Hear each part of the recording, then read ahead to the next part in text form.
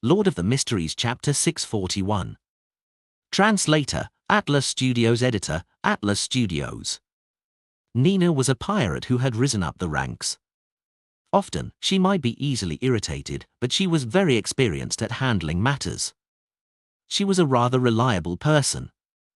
After some thought, she gave a description in a serious manner. The well's mouth is at a rather deep depth along the seabed. I need enough time to adjust myself before I can acclimatize to the temperature and pressure of the area. That's why I took so much time to get there.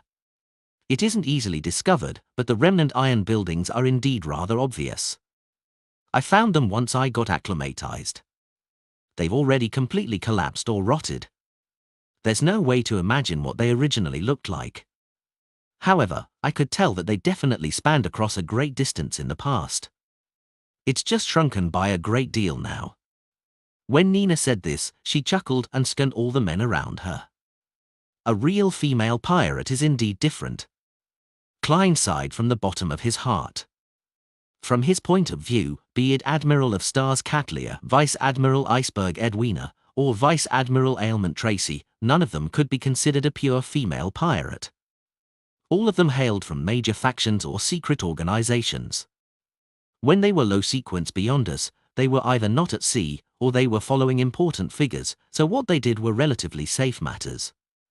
Otherwise, they were independent adventurers who had never been tainted by the characters and atmosphere of low, or mid-level pirates. After Nina finished laughing, Catleya pointed her finger to the rusted item that could hardly be described as a metal beam. This is a portion of the iron building? Yes, Captain. As you know, I don't know much about history or mysticism. I could only bring some back for your inspection. You're an expert on this. Nina smiled as she handed the metal beam over.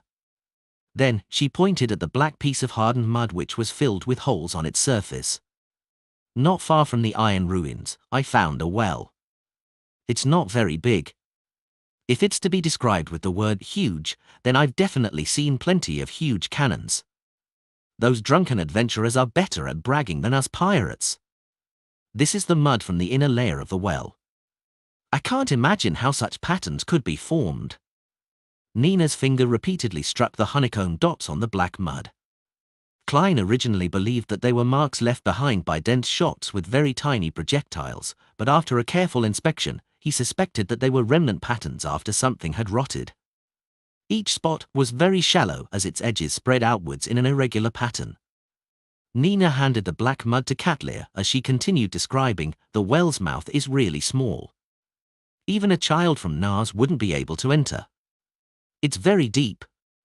I even felt that it was bottomless. In that environment, the interior was completely dark as though something was slowly summoning me, yes, slowly. I found a few rocks nearby and threw them in, but there wasn't any response. In short, it's filled with water. Catleya held up the metallic beam and black mud. Through the thick glasses, she observed them seriously. Since the mouth is very small and humans can't enter them, there's no need for us to begin the exploration immediately.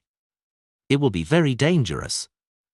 Let's wait until I figure out the secrets hidden within these items and whether the ancient well is worth us taking the risk before we return to make an attempt. Aye aye, Captain. The wet Nina was trembling as a result of the cold winds. The way she wavered made all the surrounding pirates stare straight at her. Catleya nudged her glasses and said to Nina, you can drink a bottle of Sonia blood wine. There's no limit for the rest. Long live the captain. Nina cried out in joy. An underwater well that humans can't enter. Klein, who had no desire to explore it, summarized Nina's description. Suddenly, he had a strange idea. Humans are unable to enter the well, but that doesn't mean that non-humans can't do it. Many deep-sea fishes aren't necessarily that huge. There's a significant chance that they can pass through the well. As the sea god, he had the means to make marine creatures do his bidding while wielding the scepter. There's no rush. Let's see if Hermit is able to figure out anything from these two objects. I'll consider whether I'll explore it on the return trip, otherwise, I might attract some exaggerated danger. There's still not enough information regarding this. There's no way to do any divination. As his thoughts wandered, Klein's expression remained deadpan. At that moment, Kat Lear shot him a glance out of curiosity. Then, she retracted her gaze without leaving any traces. Why did she suddenly look at me? She was seeing what I was doing? It's impossible for her to know that I possess the sea god scepter and can make marine creatures do my bidding. That's not right. She knows, but she only knows that Mr. Fall wields Calvetua's guard scepter, not the world. Unless she has figured out that the world is the fool. But that's even more impossible. Even Mr. Hanged Man is still stuck at the concept that the world is a blessed. She hasn't even realized this point. Viewing this from a different point of view, I'll consider it from Admiral of Stars' angle. She's someone being pursued by knowledge, and she's a follower of Queen Mystic. She's loyal to the Moses ascetic order, and she has roamed the sea for years. She has plenty of knowledge and experience, so it wouldn't be odd that she knows that the sea god domain possesses the beyonder power to control marine creatures. Therefore, after realizing that humans are unable to pass through the ancient well, she naturally made the connection with the scepter in Mr. Fool's hand. Does she plan on requesting for help in the future? She looked at me to figure out if the world has also grasped the corresponding information or have similar ideas. Many ideas went through Klein's mind. With the powers of Clown, he forcefully maintained his indifferent expression. He didn't react abnormally in any way. As Nina was about to draw the Sonia blood wine, Klein pressed down his hat and returned to the cabin. Just as he was about to approach the door, a figure surfaced in his mind suddenly. In a room in the cabin's upper level, the windows were tightly shut and the curtains were drawn. There were a pair of blurry eyes hidden behind them, silently watching the crowd on the deck, as well as German Sparrow. Who is it? Klein didn't stop. His body didn't show any hesitation as he entered the cabin normally as though nothing had happened. At 3 in the afternoon, the bright but not scorching sunlight shone into the garden adjacent to Stone University. Michel Juth was already a senior associate professor by 40. He was wearing a long tailcoat and a beautiful bow tie as he waited by the door. Yesterday evening, he received a letter. The sender was from the attendant of the richest aristocratic family in East Chester County, the Hall family. The person who wrote the letter was the daughter of a member of Parliament from the House of Lords who wielded immense influence. She was Miss Audrey Hall, who was deemed to be the most stunning gem in Backland. This noble lady had mentioned in the letter that she had learned from a gathering that Mr. Michel Juth was an outstanding collector and an aficionado of this domain. She had a great desire in paying a visit. Michel Juth didn't have any reason to refuse. Soon, a classic carriage with a family emblem arrived at the door. GTT the latest novels at n.o/v/e/l/bin.com. 2 servants, who had been instructed to open the outer gates made of iron railings, led the carriage around the garden and arrived in front of the house. A housekeeper was the first to alight, followed by guards and maidservants. Following that, a hand wearing a long white gauzed glove was extended outside. With the help of the maidservants, Audrey elegantly stepped onto the carpet which Michel had paved. Michel was first taken aback before his eyes lit up. He felt as though the flowers in the garden had instantly faded. He took 2 steps forward and took off his hat to bow. "Welcome, my honorable lady. Your visit is an honor for me and my family." Audrey took off the veiled hat and passed it to her maidservant before exchanging a few pleasantries. Then, she followed Michel Juth into the living room and entered the collector's room on the first floor. Here, Michel finally found his confidence as the master of the house. He began pointing at his collection and providing an introduction from the left. This is a helmet that appeared in the White Rose War. After lots of research, it can be determined that the owner is a member of the Sauron family. Back then, they were still considered royalty. The golden helmet had an intricate design. There were avian and flying wings that adorned it, and the visor was formed from pieces of golden scales. "My ancestor obtained his first aristocratic title in that war," Audrey replied with piqued interest. She had already adjusted her mental state ahead of time. She was to appear as though she was really here to tour the collections. The failure of the 20-year war had caused the kingdom to suffer years of humiliation, but it also carved out several heroes. Michelle resorted to flattery. The White Rose War happened after the 20-year war and before the Battle of the Violated Oath. There, Lund defeated Intis and became strong again. Michelle continued introducing his collection as Audrey solemnly listened, raising questions from time to time as she conversed with him. Finally, Michelle's finger pointed towards a notebook with a black cover. This belonged to a knight stationed on Sonia Island in the 20-year war. This knight's name has already vanished in the long rivers of history. This notebook is the only proof of his existence. He once stood fast until the very last moment on Sonia Island.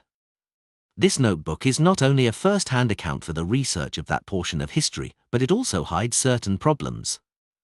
The knight's grammar has many uncommon habits. This might be a clue to aid us in determining his exact identity. Audrey instinctively believed that the notebook was her target. Hence, she only leaned in a little. Indeed, the black cover had unobvious patterns. Together, they outlined an abstract image of a dragon. From Michelle's tone and minute expressions, his interest is focused on the content and not the item itself. He doesn't particularly treasure it. I have a high chance of purchasing it. Audrey calmly made a judgment as she turned her head. She then smiled at Michelle Duth and said, "What are the uncommon habits exactly?" Enjoys using short sentences, very simple and short ones. Michelle described in a flaunting tone. Audrey was always a good listener. She looked at him with a smile as she listened with focused attention. This made Michelle speak more. As she listened, she suddenly felt that the knight's grammatical habits were somewhat familiar. That is. Audrey's eyes darted around slightly as she quickly remembered the source of the familiarity. This was a grammatical habit of Dragonese, which she had diligently mastered.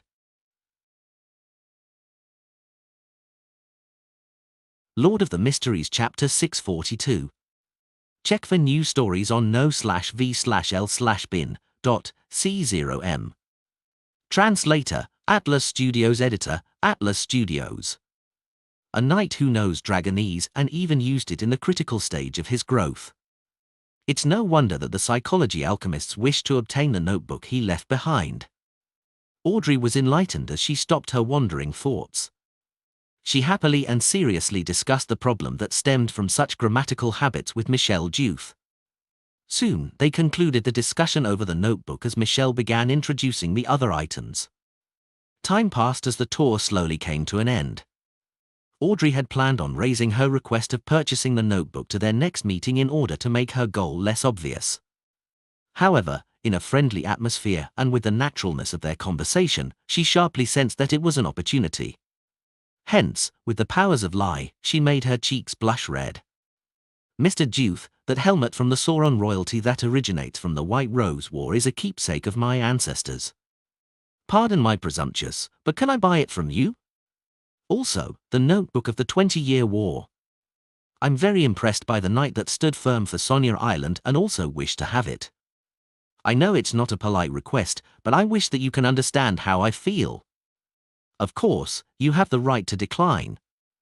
Her eyes moved as she obviously darted them around, partially deliberate and truthful to express her lack of confidence and embarrassment. Michelle subconsciously moved his gaze away as he said with a hoarse and slow voice, "I'm a collector. I won't sell my collection." His tone and the words he used aren't firm enough. In the intel I previously gathered, he's a gentleman who values his reputation greatly. Using cash to purchase his collection is probably unacceptable. The reason why the psychology alchemists didn't get someone else to complete the mission is firstly because I have a way of earning contribution points, and secondly, it probably took the associate professor's attitude towards such matters in mind. I have to change my approach. Before the visit, Audrey had already carefully decided of different tests according to the intel she received. After some thought, she changed topics. "Mr. Duth, I heard that you're requesting Stoen University to build an ancient relic research center?" "Yes, that has been my goal for the past few years," Michelle looked at Audrey and answered frankly. Audrey smiled faintly and said, "I'm very interested in the research in this area. I also feel a deep respect for you and hope to see your wish fulfilled." Well, I'm planning on donating £1,000, a nearby piece of land spanning 2,000 ars 1, and a manor with rather good returns to the faculty you are from at Stowen University. I hope to have a non-profit basic relic search and preservation foundation set up. I know it's not a lot, but I will drum up support from the ladies and gentlemen I know in order to get them to make a certain amount of contributions. Mr. Duth, I think you're the most professional relic collector and researcher I know. I'm wondering if you're willing to be the person in charge of this non-profit foundation? 2,000 ars of land near the university. That's worth about £6,000. Together with the manor and the cash, Miss Audrey would be donating nearly £10,000. With such a non-profit relic search and preservation foundation, the difficulties I would encounter to get my research grants approved would be drastically lowered. Michel paused for a few seconds before revealing a sincere smile. He bowed solemnly and said, "My honourable lady, the importance you place on academia has left me touched. Its glow is enough to match your beauty and upbringing. I believe I have no reason to reject your invitation. I've already recorded the contents of the notebook. I will send it and the helmet to your residence tonight. Treat it as a gift from a sincere friend." Success! Audrey was delighted as she wished to praise herself. However, she appeared reserved and indifferent. She didn't do anything that was improper. "It's my honor," she said earnestly. Although the two items were definitely not worth £10,000, it wouldn't result in any loss on her part. In her plans, this suggestion contained 3 important goals which yielded 3 returns. The first goal was naturally to obtain the item and complete the mission. She would then successfully obtain the hypnotist potion formula from the psychology alchemists. The second goal was to enhance her prestige, standing, and image via donating to academic research and the preservation of ancient relics. This was something most nobles and tycoons needed to do.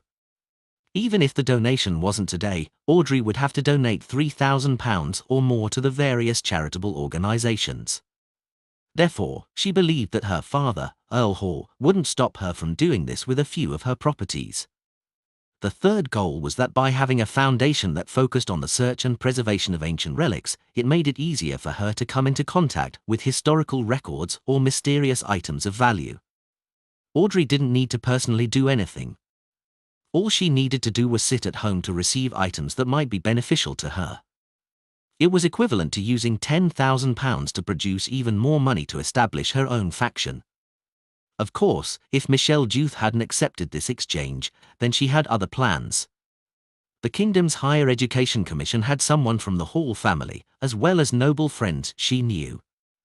As long as the associate professor had anything he needed, she was certain that she had the means to satisfy him. However, Audrey didn't like such methods. She had a nagging feeling that it was shady and would harm the public interest. After discussing the matter, Audrey stayed for a little longer and chatted idly for about 15 minutes. It made the wrapping up process not as sharp and abrupt. Following that, she first left Michelle's house and rode her carriage back to the Hall family's villa in Stowen City. Past 8 in the evening, she received the Sauron royalty's helmet and the notebook from the 20-Year War. Audrey wore a pair of white silk gloves and sat before her desk with piqued interest. She placed the helmet to the side as she began flipping through the content in the notebook. She discovered that the records were sparse. The early records indicated how the knight who was stationed in the ancient Elvish island had learned how to brew Sonya blood wine, how he chased after women, how he spent the boring days. In the later records, it entered the period of the 20-Year War. It mainly included his cursing of the people of Faysac, his grumbling about his companions, and the consideration towards his plans to stand fast. It also included the end of how the Sonya Island was first lost. Apart from the grammatical habits being similar to Dragonese, there aren't any serious problems. Nor can I find any hidden clues. Audrey frowned as she closed the notebook. She had used methods derived from mysticism to do her checks, but they were to no avail. This made her unwilling to waste time as she planned to turn it into the psychology alchemists. As her thoughts raced, she suddenly had a new idea. Mr. World and Mr. Hanged Man will often consider problems from different angles to provide suggestions. Should I learn from them? Well, viewing it from a different point of view, if the content of the notebook isn't problematic, would the physical item actually be what the psychology alchemists are after? What's so special about it? I didn't discover anything. It belongs to a knight who's accustomed to using dragonese. That knight must have experienced something. Divination. Yes, divination. Perhaps I can find the knight's final location using divination with the help of the notebook. And this might be related to a dragon. Since it's a dragon, there's a high chance that it's a mind dragon, a representative of the spectator pathway. Clues involving it would indeed be something the psychology alchemists will pay close attention to. Audrey, that's some nice thinking. Audrey's eyes turned crystal clear as it seemed to hide a clear resplendence. She couldn't help but turn her head and looked at the golden retriever sitting by the side. Susie glanced at her owner and barked. Audrey, do you want me to praise you? No, there's no need. Audrey turned her head back, feeling a little embarrassed. Then, she discovered an important question. She wasn't able to divine things herself, or it could be said that the revelation that she received from divination would be highly inaccurate. There's no way to confirm it. No, I can seek Mr. Fool's help. A secret deed ritual? It can only be performed on my body and not towards an external object. Artificial sleepwalking? It's similar to secret deed rituals, so it wouldn't do as well. Sacrifice it to Mr. Fool and get him to do the divination before bestowing it back to me. No, that won't work. It will appear rather disrespectful. He isn't my father or teacher, but a real god. Using such a method is way too casual and somewhat sacrilegious. Audrey's thoughts slowly went from Mr. Fool to divination. Although she was rather incapable of divination, she had a certain level of understanding in the corresponding knowledge. She soon locked onto a particular method of divination. It was to seek the help of a third party strength an unknown or mysterious existence via a certain ritual. The most classic example of such a method was magic mirror divination. Yes, it's indeed very dangerous, but the danger stems from the possibility that the target is filled with malice or one that can cause a person to break down immediately. But I don't have such worries. I can seek Mr. Fool's help.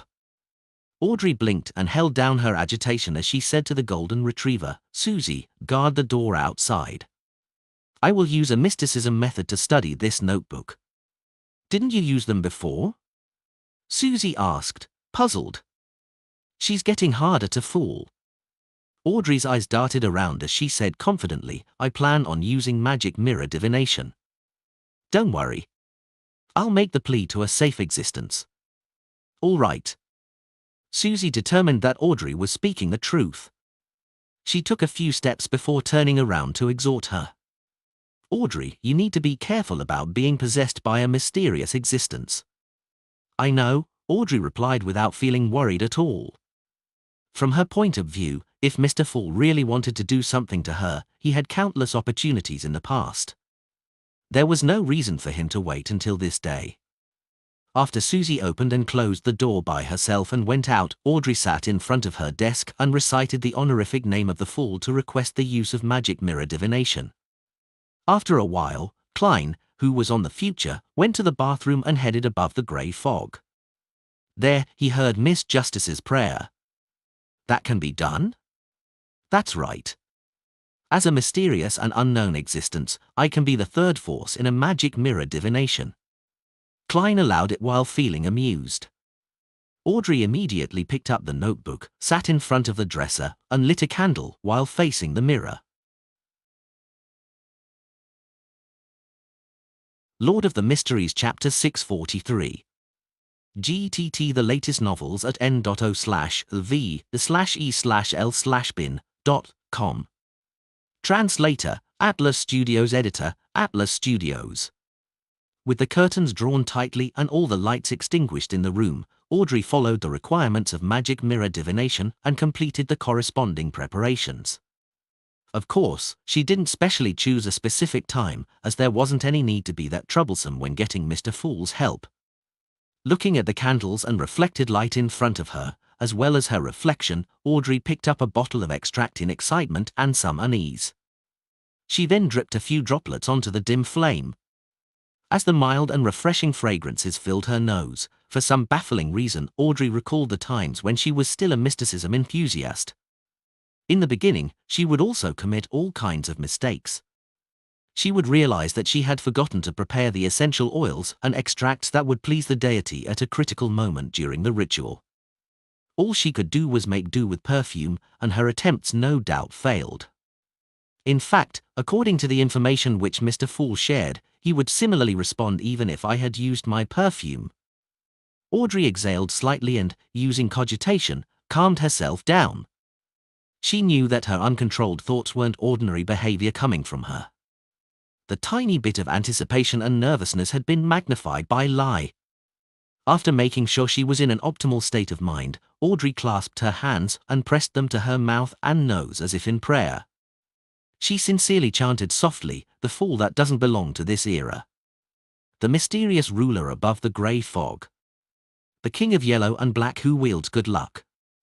The secret incantation gently echoed 7 times as Audrey felt the surrounding darkness had the inclusion of something which was somewhat indescribable.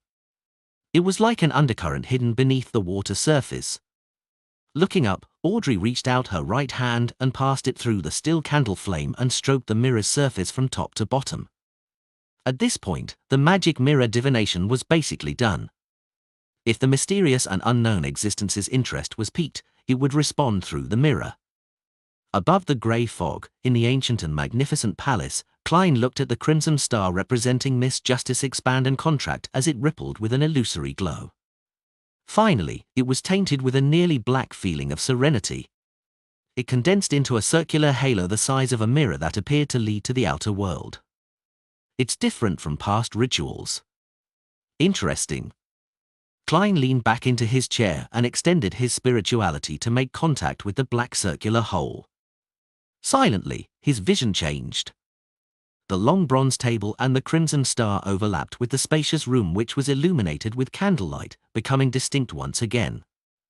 At this moment, Klein felt that a mirror had become an extension of his body or eye. It allowed him to clearly see and interfere with the real world despite being above the grey fog. Yes, clearly. All the objects in Klein's vision no longer looked blurry as they appeared distinctly in his eyes. His gaze suddenly froze for 2 seconds. In front of him was a golden-laced, white-dressed lady.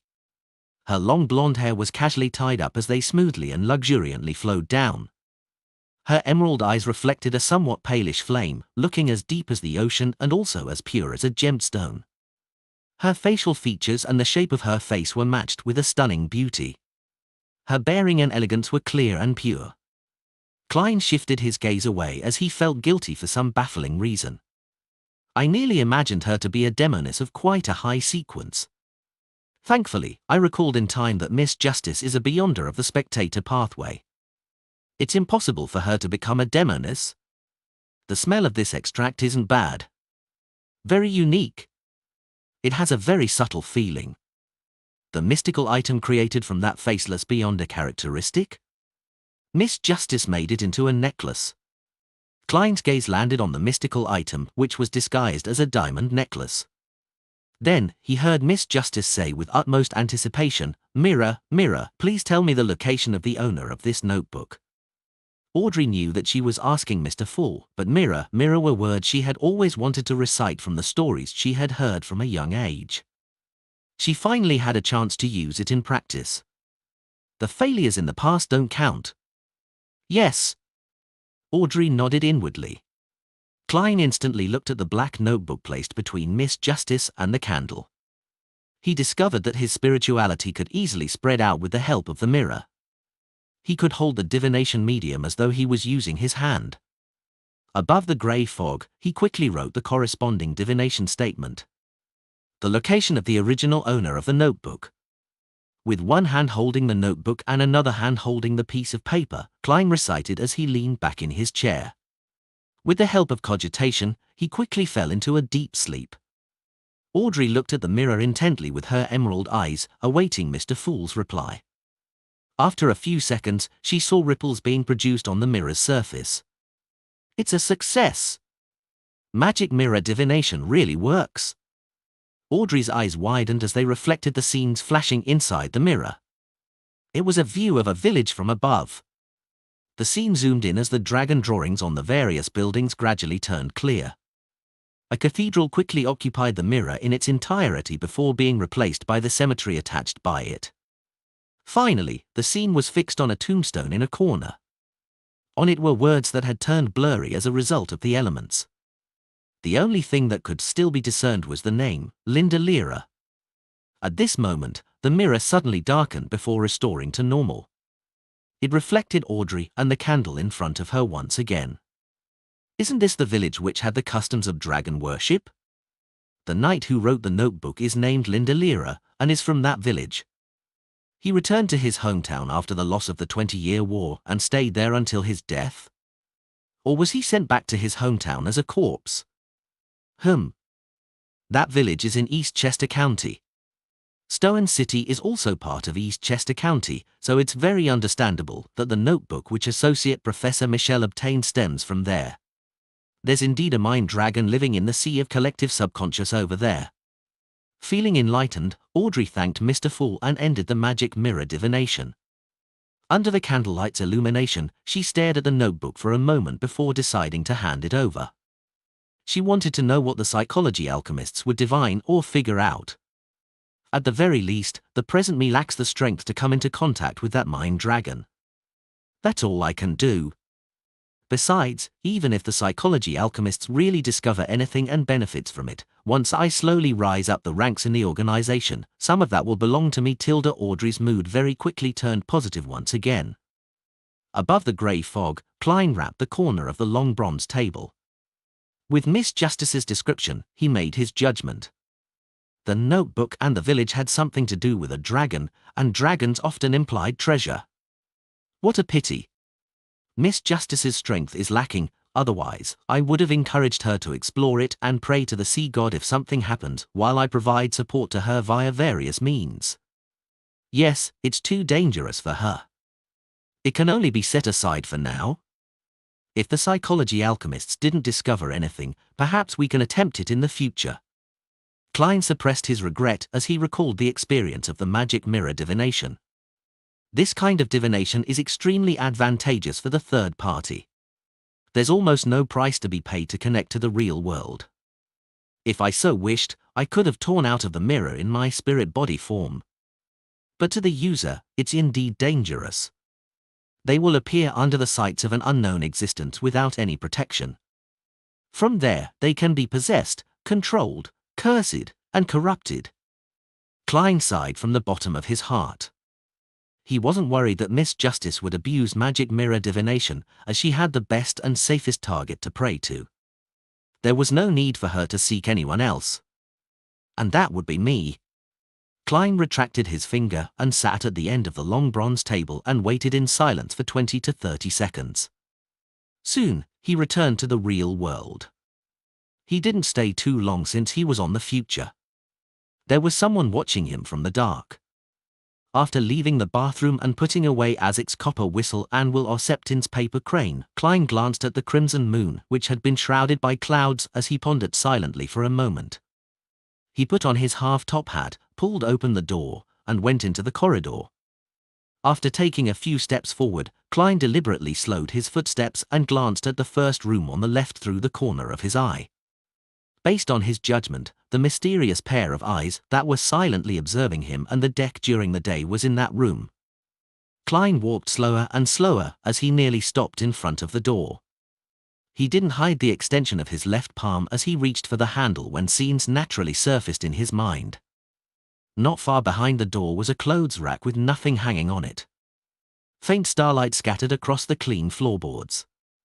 There was a sense of solitude and serenity that lacked the aura of humans. The windows had opened at some point in time as the sea breeze blew in from the outside, lifting the curtains which weren't too heavy. There's no one there? Klein had planned on probing the area, but he immediately retracted his left palm and walked towards the stairs as though nothing had happened. When he arrived on the deck and was taking in the cold night breeze, Klein strolled on the starboard with a cold and casual expression as though his main goal was to come out for a stroll. Suddenly, he saw a man sitting ahead of him. The man was wearing dungarees and a white shirt. Frank Lee? Klein didn't stop as he approached. The man sensed something as he turned his body halfway around to look at the person approaching. He was none other than poison expert Frank Lee, but he no longer wore a smile. Streaming down the corner of his mouth was blood-red liquid. Klein pricked up his brows without saying a word.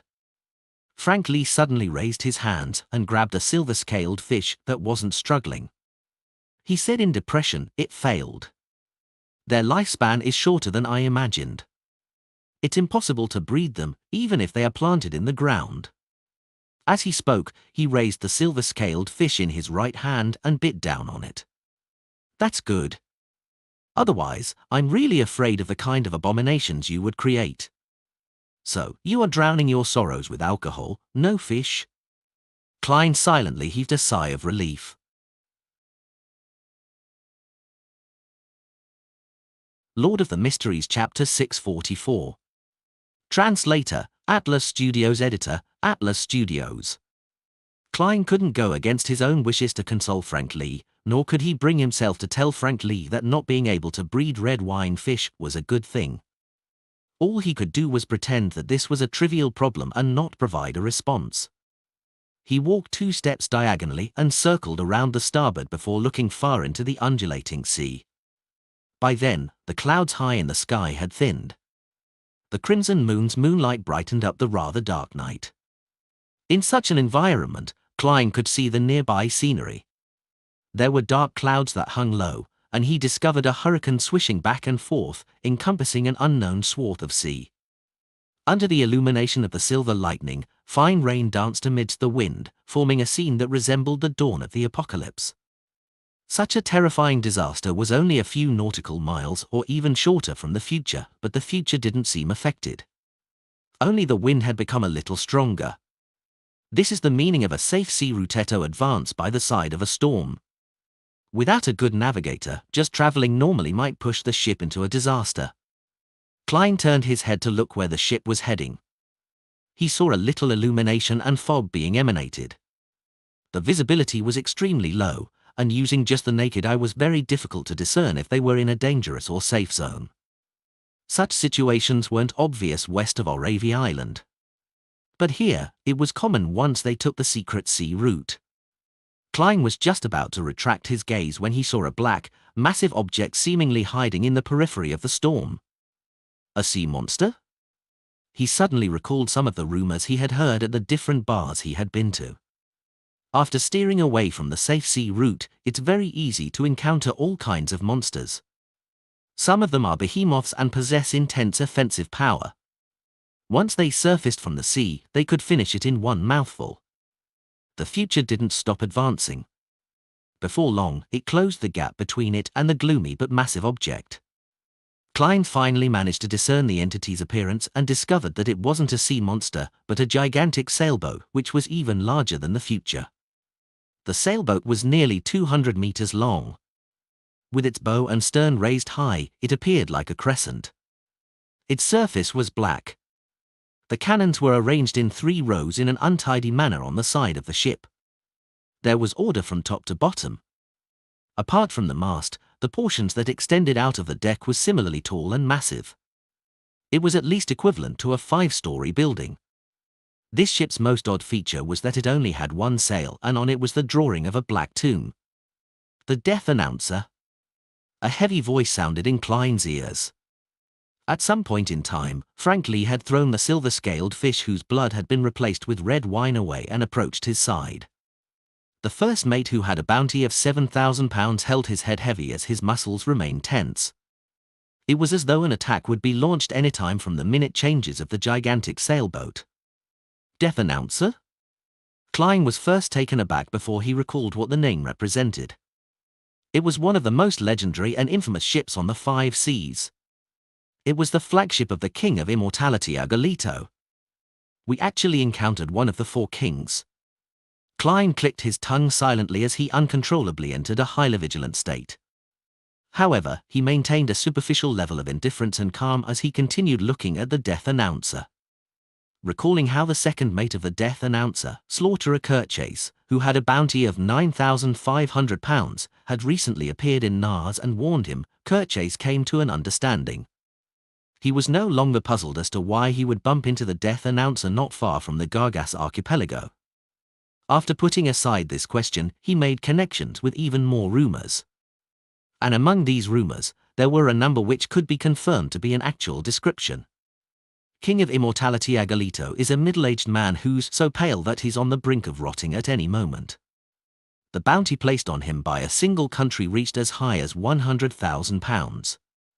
His former enemies are all dead, regardless if they were pirates, adventurers, or members of a naval fleet. Only the other 3 members of the 4 kings remained alive. He has never entered into direct combat with an official demigod. He is extremely restrained in such matters. No one really knows his exact sequence. No one knows what his beyonder powers are. He's cruel by nature and enjoys killing. He can launch an attack on any person or any ship at random. He liked to find excuses to rip apart promises. Other than his nickname as the King of Immortality, he was often nicknamed the Untrustworthy. Check for news stories on no/v/l/bin.c0m. Thankfully, I'm on the future. The King of Immortality will likely give Admiral of Stars a free pass. After all, she's one of the 7 pirate admirals. No, the 4 kings and the pirate admirals can cooperate or be at odds normally, apart from the pirate convention organized by the King of the 5 Seas. With the King of Immortality's character, he might not leave any chance of survival. Just as this thought flashed in Klein's mind, he heard a deep, rumbling horn. Whoosh! The sailors who were resting in the cabin jolted awake immediately. Without wearing their clothes, they ran to the different cannons on deck to make preparations to do battle. The future instantly went from a peaceful state to a combative one. Klein turned his head and looked up. He saw that the captain's windows were already open. Katlia wore the usual black dress as she stood there and observed the death announcer. She wasn't wearing the thick glasses, and her pitch-black eyes were tainted with some purple, making them mysterious and deep. Indeed, she's also worried about a sudden attack from the King of Immortality. Klein retracted his gaze and looked at the death announcer, which had its tail raised up. At this moment, the 2 ships had just passed each other by. The pirates could see their counterparts on the other ship. Similarly, those pirates were also looking over. They maintained a silence resembling that of a statue, as though they had zero emotional fluctuations, brandishing their knives and blowing at the guns. They were being extremely provocative. At that moment, just a matchstick was enough to trigger the tense nerves and begin a war. Finally, the death announcer didn't take any actions. It continued silently anchored on the spot, watching the future pass it by before it distanced itself. Phew. At Klein's side, Frank Lee didn't conceal his exultation. He produced a smile and said to Klein, "Heh, there has always been many rumors about the King of Immortality's strength. Others say that he's really a demigod, while others say that he's only a sequence 5. He is able to reach the level of a sequence 4 thanks to the death announcer. But regardless, he has lived long enough. Tell me, do you think crossbreeding him and my fishes would enhance their survivability?" Frank suddenly had an idea. "First, you need to capture the King of Immortality, otherwise, make him interested in your fish." Klein lampooned before calmly saying, "You can discuss it with him." Frank Lee was taken aback as he sighed, depressed. "He won't agree to it. He will plant me into the soil." Just as he said that, the death announcer, which had opened a gap with the future, suddenly turned its sails. A shrill laughter, which was filled with malice, sounded from several hundred meters away as it blanketed the future. "Ha ha ha! Ha ha ha!" The laughter resounded constantly. It switched from being hoarse to chaotic, sounding like ravings or singing at times. The sailors on deck fell to the ground one after another as they tried hard to cover their ears, but all they could do was struggle in pain. A number of Beyonders began to produce fish scales on their bodies. Klein was similarly affected. He felt that his brain was instantly injected with all kinds of thoughts. There were the good, the bad, the bright, and the dark. They were abnormally disordered as they combined with the constantly changing laughter to produce a swelling feeling that could burst one's brain. Klein's facial expression distorted slightly as inconspicuous flesh tendrils began to start wriggling under his skin. If he hadn't experienced the true creator's ravings and Mr. Dawes' cry for help, or suffer similar torment when he passed the grey fog each time, giving him a certain level of resistance, Klein would definitely be like poison expert Frank Lee pressing his head, kneeling down with a ferocious expression to resist the pain brought from the terrifying laughter. Klein noticed that some short orange hair was growing from Frank's face, making him seem to transform into a bear. At that moment, the symbols and magical labels on the future's walls, deck, and mast lit up. They became like a resplendent sea of stars in a moonless night. The terrifying laughter, which was either sharp or hoarse, didn't weaken, but everyone was distanced from one another in a second. The sounds that came from a further distance away sounded empty and illusory. Klein's swelling head instantly received reprieve as he used the rest of his strength to look up. Behind the opened windows in the captain's cabin, the Admiral of Stars' face had additional traces of gloominess, and they looked like they would crack apart at any moment, producing horrible items. At that moment, Catlear's palms pressed down on the window sill as bits of starlight swirled around her, seemingly matching the future which was on the resplendent sea. Whoosh! A squall stirred for no reason as the ship began its own adjustment. Despite the future having so many of its sailors down, it sped up instead of slowing down. It quickly opened up a gap from the death announcer. Klein looked at the room with the mysterious pair of eyes that observed the deck, and he discovered that the windows were rattling from the strong winds without any signs of abnormalities. Whoosh! Amidst the strong winds, starlight descended to form a swath of floating ice as they dragged the future into a rapid flight. Finally, the death announcer vanished behind it. The terrifying laughter, which could make a person lose control or go mad, turned more illusory and distant. Frank Lee lowered his hands and panted before barely recovering. Many of the sailors on the deck were still tumbling about and struggling in extreme pain, but their condition didn't worsen. This ability of the King of Immortality is truly impressive. There's almost no way to defend against it. It's no wonder he's one of the four kings. Klein frowned slightly as he sighed.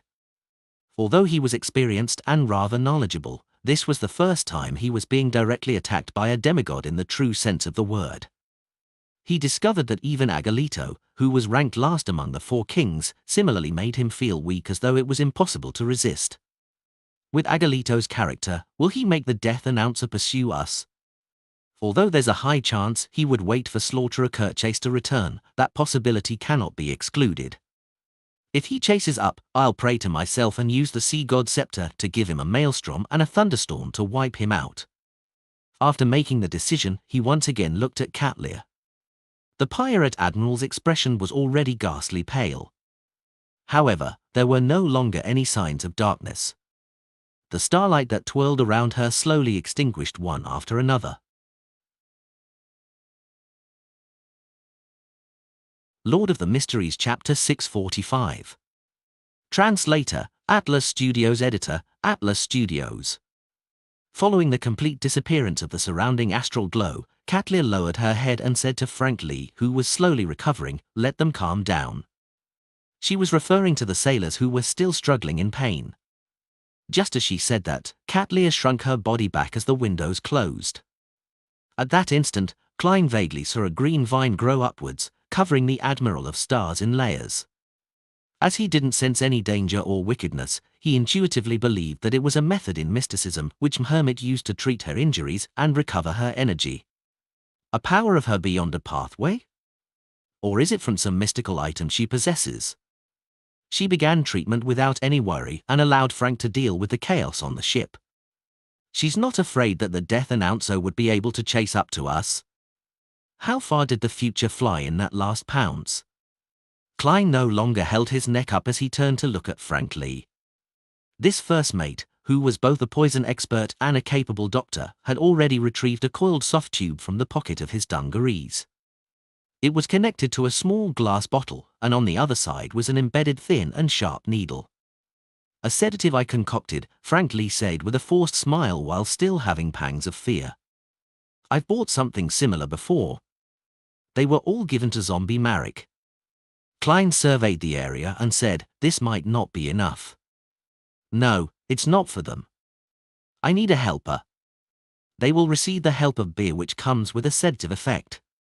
Ha ha, they're often rowdy once they're drunk, so I've added the necessary elements in most of the alcohol buckets," Frank explained in passing. Spiking their drinks without any notice. Klein nearly twitched the corner of his mouth. At that moment, he had a deep appreciation for the aptness of the nickname Poison Expert. Simply because he found the pirates rowdy when drunk, Frank had added a modified sedative to most of the alcoholic beverages without any sense of guilt or shame. It was as though he was doing something very ordinary. This fellow is a really straight and warm person in certain aspects, but in other aspects, he's more terrifying than a devil. This is because he doesn't believe that what he does is evil. How did the Church of Mother Earth produce such a crazy scientist? Klein controlled his expression and followed Frank Lee from a distance and found the bosun, Nina, who was squirming in the shadows of the bulkhead. This pirate with an exaggerated figure was slumped there, writhing in pain. She kept scratching the deck, producing ear-piercing sounds as bloody marks were left behind. Just watching the scene made Klein feel pain in his fingers. "German, help me press her down to prevent her from struggling." Frank raised the needle and tube in his hand. Klein didn't object to it, but he didn't say a word. He calmly crouched by the side and pressed down on Nina's shoulders. He felt his hand slip the moment he touched her, finding it difficult to grab her. It was as though she wasn't a lady but a gigantic fish covered in slippery scales. Klein instantly corrected his actions. Using a clown's precise control, he grabbed Nina firmly by the shoulders. However, Nina's struggling was surprisingly strong, far greater than Klein's. Soon, he felt his fingers turn sore as he could hardly continue. As expected of a Sequence 7 Beyonder from the Sailor Pathway, while I'm not a Beyonder who excels when it comes to physical strength. If not for the need to feed it, I can activate Creeping Hunger and switch to Steel Mavetti's soul and use the strength of a zombie as a most suitable response. As these thoughts ran through his mind, Klein saw Frank approach, crouch down, and press his knee onto Nina's back. His muscles bulged as he quickly stopped Nina's struggling. A Beyonder from the Planter Pathway has quite a lot of physical strength as well. However, Mr. Frank Lee, it's probably difficult for you to get a girlfriend if you use such crude manners against a lady. Of course, you definitely don't mind. You could totally let your child grow from the soil. Klein lampooned as he watched Frank Lee inject the needle into the back of Nina's hand. As the small bottle of sedatives was injected, Nina stopped her attempts at struggling. Klein released his hands and stood up. After a few seconds, Nina combed her hair and rolled to her feet. She grumbled at Frank Lee, "Why must you always be so rough like a bear? Can't you try a different method?" As she spoke, she stretched her arms without concealing the pained expression on her face. Unlike the dive from earlier, she was now wearing a linen shirt and a brown coat. She looked no different from an ordinary pirate. Frank wasn't fazed by Nina's complaints as he asked in puzzlement, "How was I rough?" "All right, let's not argue on this topic. Let's help them first. Get the beer barrel out. Let's work together to make them drink. German, you don't mind participating in this, right?" Klein shot a glance at the sailors on the deck. After contemplating for a few seconds, he asked, "The goal is to let them calm down?" "That's right." Frank Lee nodded heavily. "Can I just knock them unconscious?" Klein asked calmly. "This has almost the same effects as a sedative beer, and it's more efficient," he added inwardly. Nina turned her head in surprise and was momentarily stunned speechless. Frank Lee thought seriously for a moment. "Okay. All right." Klein walked to a cutlass he had long noticed, picked it up, and used the dull edge to strike it at its owner. Bang! Through his precise control, the pirate who was rolling in pain calmed down and fell unconscious. Nina's expression froze for a second before she recovered. She then slowed down when passing by Klein. She suppressed her laughter as she said, "I've heard rumors of you, but I never expected you to be more exaggerated than the rumors. Usually, it should be the opposite." "Yes. Your thoughts are very, very special. Completely different from others, and they're closer to those of Frank's. This is probably why he's able to treat you as a friend in such a short time. No, there are differences among lunatics. German Sparrow hasn't reached the level of Frank yet. Klein observed silently and gave such a reply inwardly. He ignored Nina and held the cutlass and walked across the deck, knocking the sailors unconscious and waiting for them to wake up naturally. Frank wished to do the same, but he gave up his rash thoughts when he was asked by Nina if he could guarantee that he only knocked them unconscious instead of killing them. He entered the cabin and brought out a beer barrel and acted according to his original plan. Bam! Bam! Bam! Klein struck as he walked all the way to the bow. At this moment, an elder in his 50s with a pointed bonnet had gradually come round. When he saw the cold and crazy adventurer approach, he hurriedly tried to stand up and blurted out, "No, I don't need it. I'm already fine. I'm fine. There's no need to explain. It's very clear." Klein held back his amusement and turned for the bow.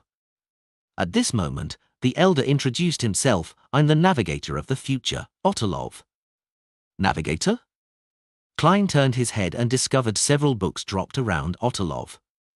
They were either spread on the ground face up or down, flat or sideways. "Ha ha, I fell from above and brought them with me. They nearly went mad," Ottolov explained. Klein shifted his gaze towards his eyes and discovered the colors of the deep sea in his blue eyes. "It's not the pair of eyes that were observing me in the day. But this feeling is somewhat similar to the Admiral of Stars. They are of the same pathway?" Klein retracted his gaze and watched Nina and Frank Lee calm the other sailors. Just as he was about to look back to see if the death announcer had continued its pursuit, Ottolov suddenly shouted, "Be careful!" Whoosh! A huge wave struck the bow, causing the future to shake vigorously. If not for his balancing ability as a clown, Klein would have fallen like Frank. And when the huge spray pattered down like rain, it drenched his half-top hat and double-breasted frock coat.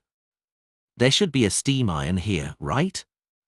The act of a crazy adventurer washing his clothes doesn't violate his persona.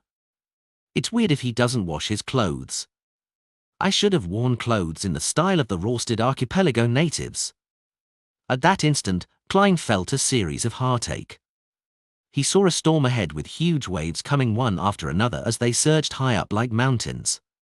He could sense the crazy winds and the rumbling thunder. We've come to the boundaries of the safe sea routes. The flight from just now might have allowed us to lose the death announcer's tail, but it has also diverted the ship from its path. Klein watched as Ottolov, Nina, and Frank, as well as bloodless Heath Doyle, who had appeared at some point in time, wake up the sailors as they took their places. They frantically and busily began to steer the future.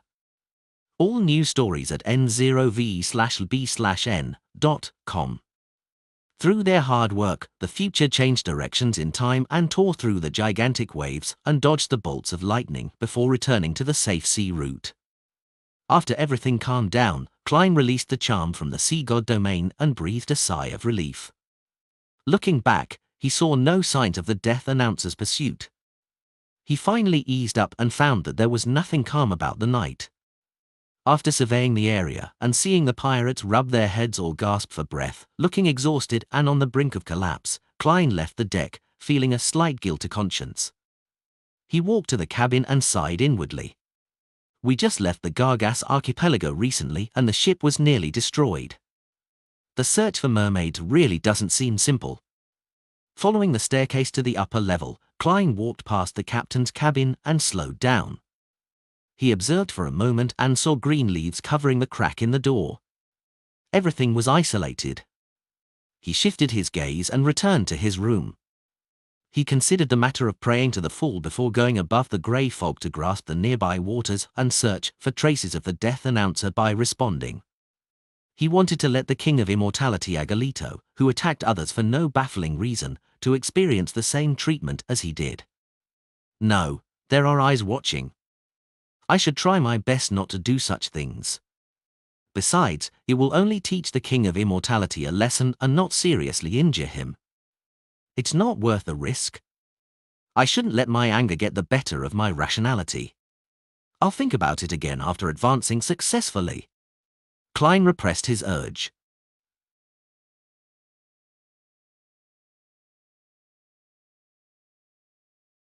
Lord of the Mysteries Chapter 646. Translator, Atlas Studios. Editor, Atlas Studios. Backland, outside the steam locomotive station.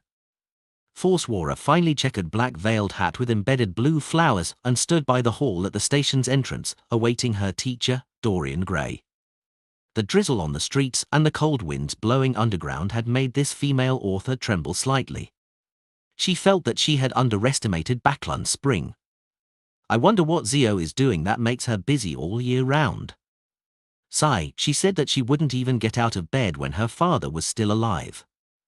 Apart from going to the bathroom, both food and water would be served to her by her servants. Now, she's leaving early in the morning every day and only returning late at night regardless of the weather.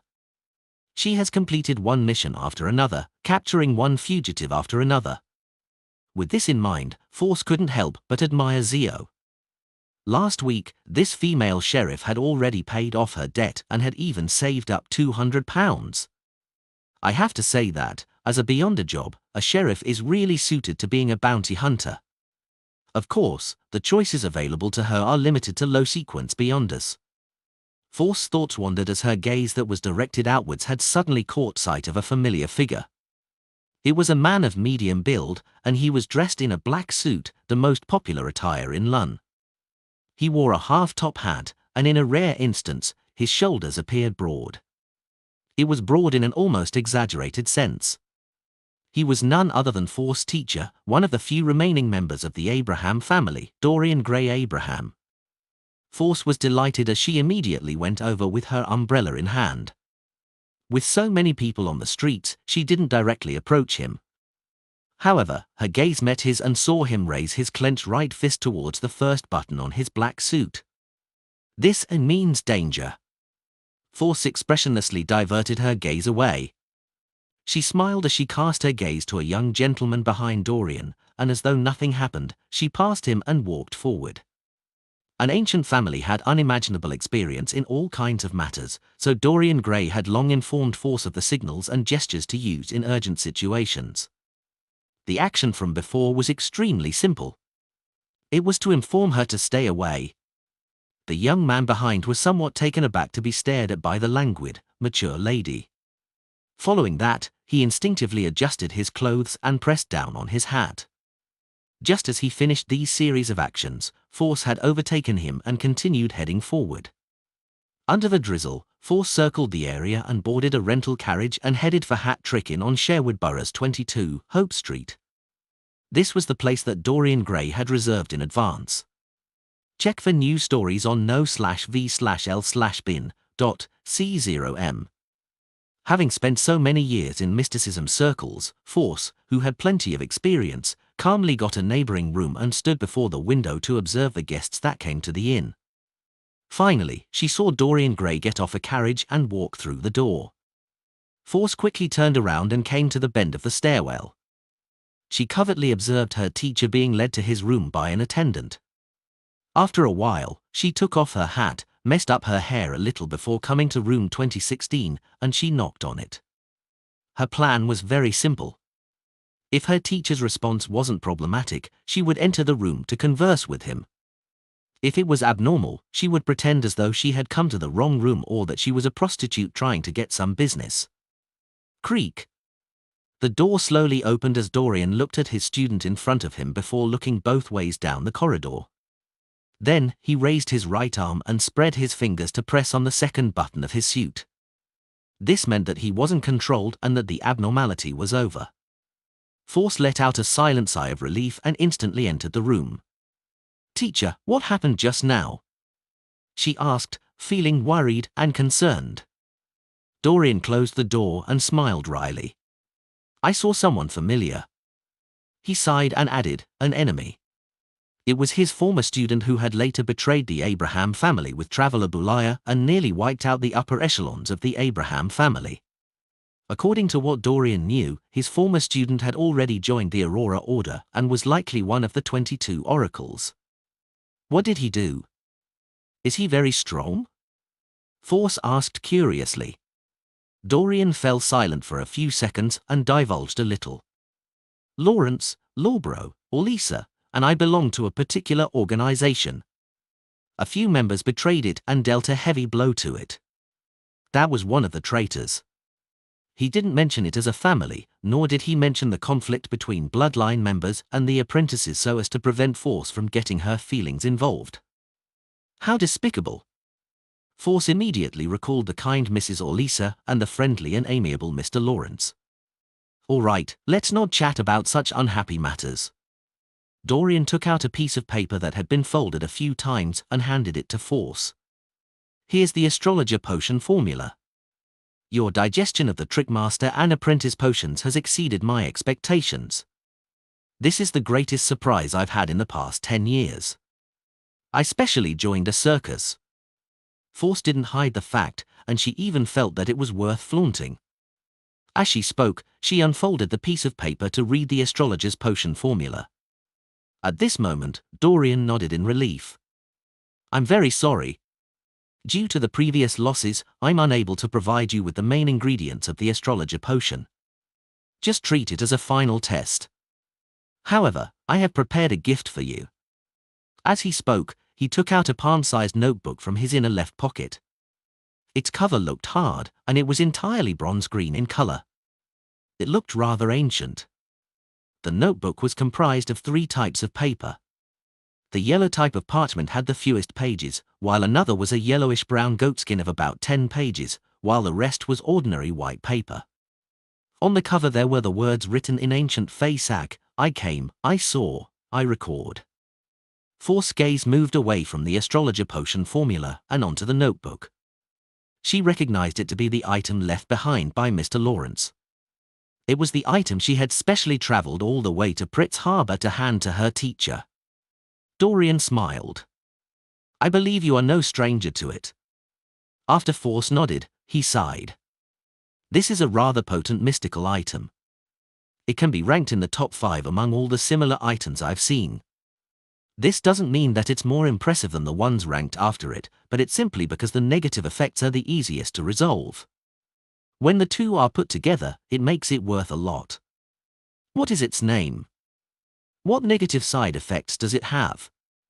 Force couldn't disguise her excitement and agitation. Dorian caressed the notebook's cover and said, It's called a Laymanos Travels, but we prefer calling it a Laymanos Spellbook. While this spellbook will expose you to more kinds of Beyonder powers, it can also allow you to record them. It will be materialized onto a particular page for long-term storage. You can use it at any time, but remember, the corresponding page will become blank again with each use, awaiting your next record. It sounds amazing. Force felt as though she was dreaming. I can record any Beyonder powers I see and use them once? Isn't this another kind of shepherd? The shepherd mentioned by Little Sun? Yes, it's only limited to a single prepared battle.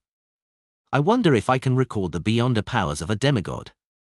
If it's possible, in a prepared battle, I'll be even stronger than a shepherd. Dorian seemed to read her mind as he explained in detail. It can be said so. It corresponds to a sequence 6 scribe of the apprentice pathway. It's not guaranteed that a Beyonder power that is higher than this sequence can be recorded. There's a chance of failure. The greater the gap, the greater the chance of failure. Furthermore, the effects will be halved. According to the experience of past users, while chances of success against a sequence 5's Beyonder powers is considerably high, once it reaches sequence 4, which is the level of a demigod, it becomes relatively difficult. There might not be a single instance of success within 10 attempts. And I believe no demigod will cast it again and again for you. If it's an enemy, they would have killed you 10 times over. Do you see these? The yellow parchment is specifically used to record Beyonder powers with guardhood. There are a total of 3 pages, which is to say that even if you are very lucky, all you can record is 3 demigod Beyonder powers, and you can only use them each once. Although it appears to have many restrictions, making it impossible to fully produce the traveling notebooks it isn't an obstacle for two types of people. One of them is a lucky person, while the other is someone with a large organization or faction backing them, the kind which has a demigod helping. Force instantly thought of seeking Mr. Fool's help to display his powers so that she could record them. However, she immediately found it sacrilegious as she hurriedly apologized inwardly. Following that, she sincerely hoped that the supposedly strongest hermit in the tarot club would quickly become a demigod. Dorian noticed that Force's thoughts were going astray as he continued. The pages like goatskin can record the beyonder powers of a sequence 5 or 6. There are a total of 10 pages, and the effects would be more than half of the original, roughly 70 to 80%. The remaining pages record beyonder powers below sequence 6. There are a total of 25 pages, and the effects are almost equal to the original, but they are still slightly inferior. Due to some developments in the past, the spellbook still has 5 pages with beyonder powers left. The rest are blank. You can test them for yourself. Dorian paused before saying with a solemn expression, before giving it to you, I have to seriously warn you that it has negative effects. After using it each time, it will make you get lost, and it's the kind that causes you to encounter danger. You have to draw a bit of your blood to smear it on the cover evenly to reduce the effects. Remember, don't underestimate getting lost. You must resolve it as quickly as possible. Yes, teacher, Force replied seriously. Dorian then handed Leymano's travels to Force. This is my gift. Teacher is really nice. Force pursed her lips and asked, what's the name of that student who betrayed you? What does he look like? If there's a chance, I wish to seek vengeance on him for both you and Mr. Lawrence. No, don't think about it. You are much weaker than him. Back when he betrayed us, he was already a scribe. Now, he might even be a traveler, Dorian said solemnly. However, you do need to remember him and avoid him. His name is Louis Veen. I'll draw a picture of him later. All right. Force nodded. On the future, in the pirates' dining hall. Klein met Catlear, who was exiting just as he walked in. The lady was no longer as pale as the previous night. With a pair of thick glasses, she calmly said, make your preparations. We will be arriving in those waters in a while. That fast? How far exactly did we fly last night? Klein was taken aback. Lord of the Mysteries Chapter 647. Translator, Atlas Studios. Editor, Atlas Studios. Although German Sparrow didn't show it on his face, Catlear seemed to notice the surprise in him. She simply explained, it's a kind of flight that makes it impossible for the death announcer to continue its pursuit. Just as she said that, she discovered that German Sparrow had completely changed his attire. He wore a round neck shirt, a brown jacket, pantaloons with a dark-colored cap. He didn't look like an adventurer and instead resembled a native of the city of Generosity, Bayam. According to Nina, his clothes were drenched by a huge wave last night. Does he only have one set of decent clothes? Catley recalled and found the reason. She wasn't surprised by this. She even felt that it matched German Sparrow's insanity. He only had one set of decent clothes, spending the rest of his money on mystical items, beyond weapons, spirituality charms with the sole goal of raising his strength. It's no wonder the King of Immortality gave up. All he did was attack passing ships. There wasn't enough hatred to drive him to pursue us the entire way. Yes, in front of the 4 kings, senior pirate admirals still have a chance to escape to a certain degree. Almost arriving. Man, I haven't completed my digestion. However, acting as the crazy adventurer yesterday seemed rather effective. The crew of the future gave a very spontaneous and warm response towards it. I should completely digest it in 2 to 3 days. And even if we entered the dangerous waters, finding mermaids wouldn't be that simple. I should have enough time. Klein nodded and suppressed his urge to ask. He planned on passing by Admiral of Stars and head to his usual spot to have breakfast. At this moment, he saw a pirate who was carrying a blue fish which was alive and kicking rush in. He went straight for a corner. Seated there was the second mate of the future, Heath Doyle. His face was nearly transparent from the paleness, and his nose bridge was rather unharmonious. Pa. The fish, which was nearly a meter long, was placed in front of Bloodless. Heath Doyle extended his hands and pressed down on the fish. He bent his body bit by bit as he inched his head downwards, plastering his face to the scales as though he was kissing it. Suddenly, the fish stiffened and, like wax meeting fire, melted rapidly and turned into a disgusting pool of flesh and blood. The flesh and blood surged into Heath Doyle's mouth like liquid as they covered his skin. Amidst the horrendous sight of the squirming, the fish and all the bones, flesh, and blood vanished. Nothing was left behind as Heath Doyle's face appeared very clean. All that was left was the bright red color on his lips like a blooming rose. Rose Bishop. The name of the sequence surfaced in Klein's mind. Catleya, who was beside him, also saw the scene as she nudged her glasses.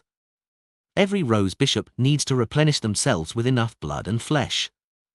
That way, they can fully showcase their beyonder powers and not lose control after being injured as a result of an intense battle. Her lips curled slightly as she added, however, the lunatics from the Aurora Order have an inclination towards human flesh and blood. Actually, substitutes would work fine.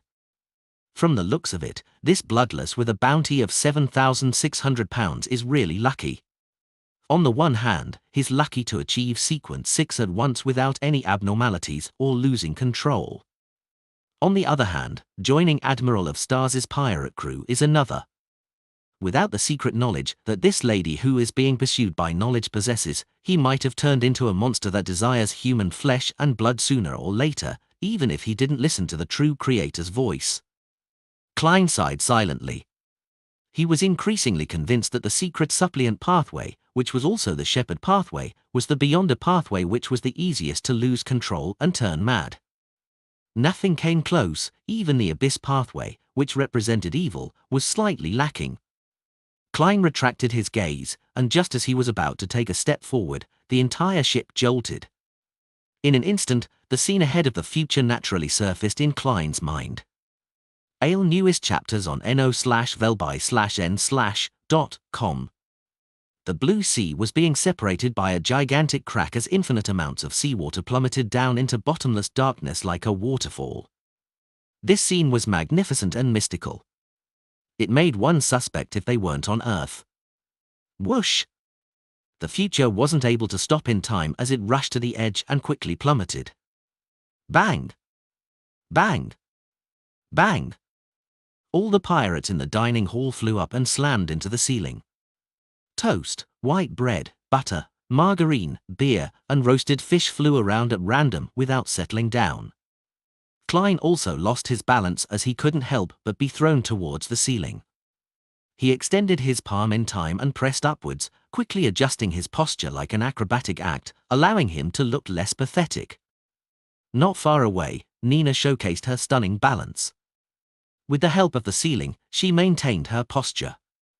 Perhaps intentionally or unintentionally, she extended her feet and kicked Frank to send the poison expert flying diagonally to a beer barrel, drenching him with pale yellow liquid.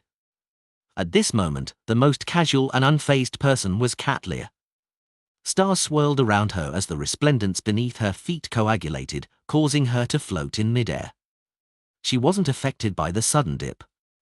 Apart from her, Bloodless was the least pathetic. At some point in time, this Rose Bishop had blended into the shadows and disappeared.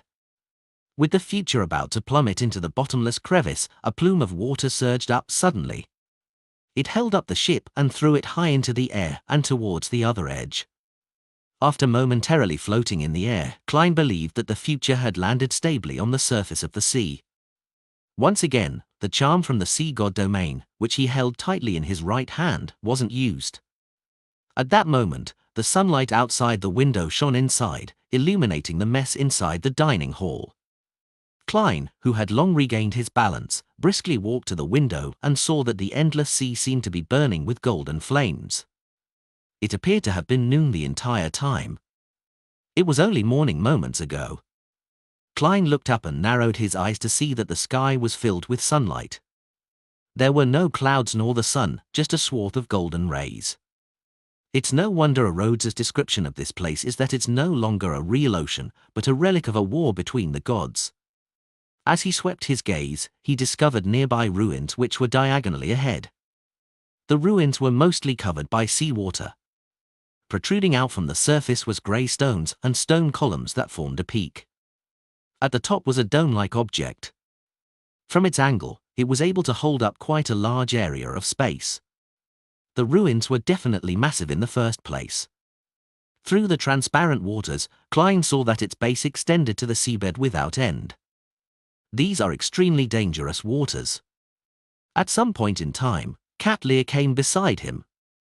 Klein turned his head over and waited for her to continue. Cat Lear's gaze was cast forward as she said somewhat wistfully, "I haven't been here many times. Furthermore, all my visits happened a long time ago. My and not our. That means that it wasn't with the crew of the future. Or was it back when she was a subordinate of Queen Mystic?" Klein acutely noticed the terms which Admiral of Stars had used as he made a guess. Cat Lear didn't turn her head as she looked at the sky and sea which were covered in golden flames.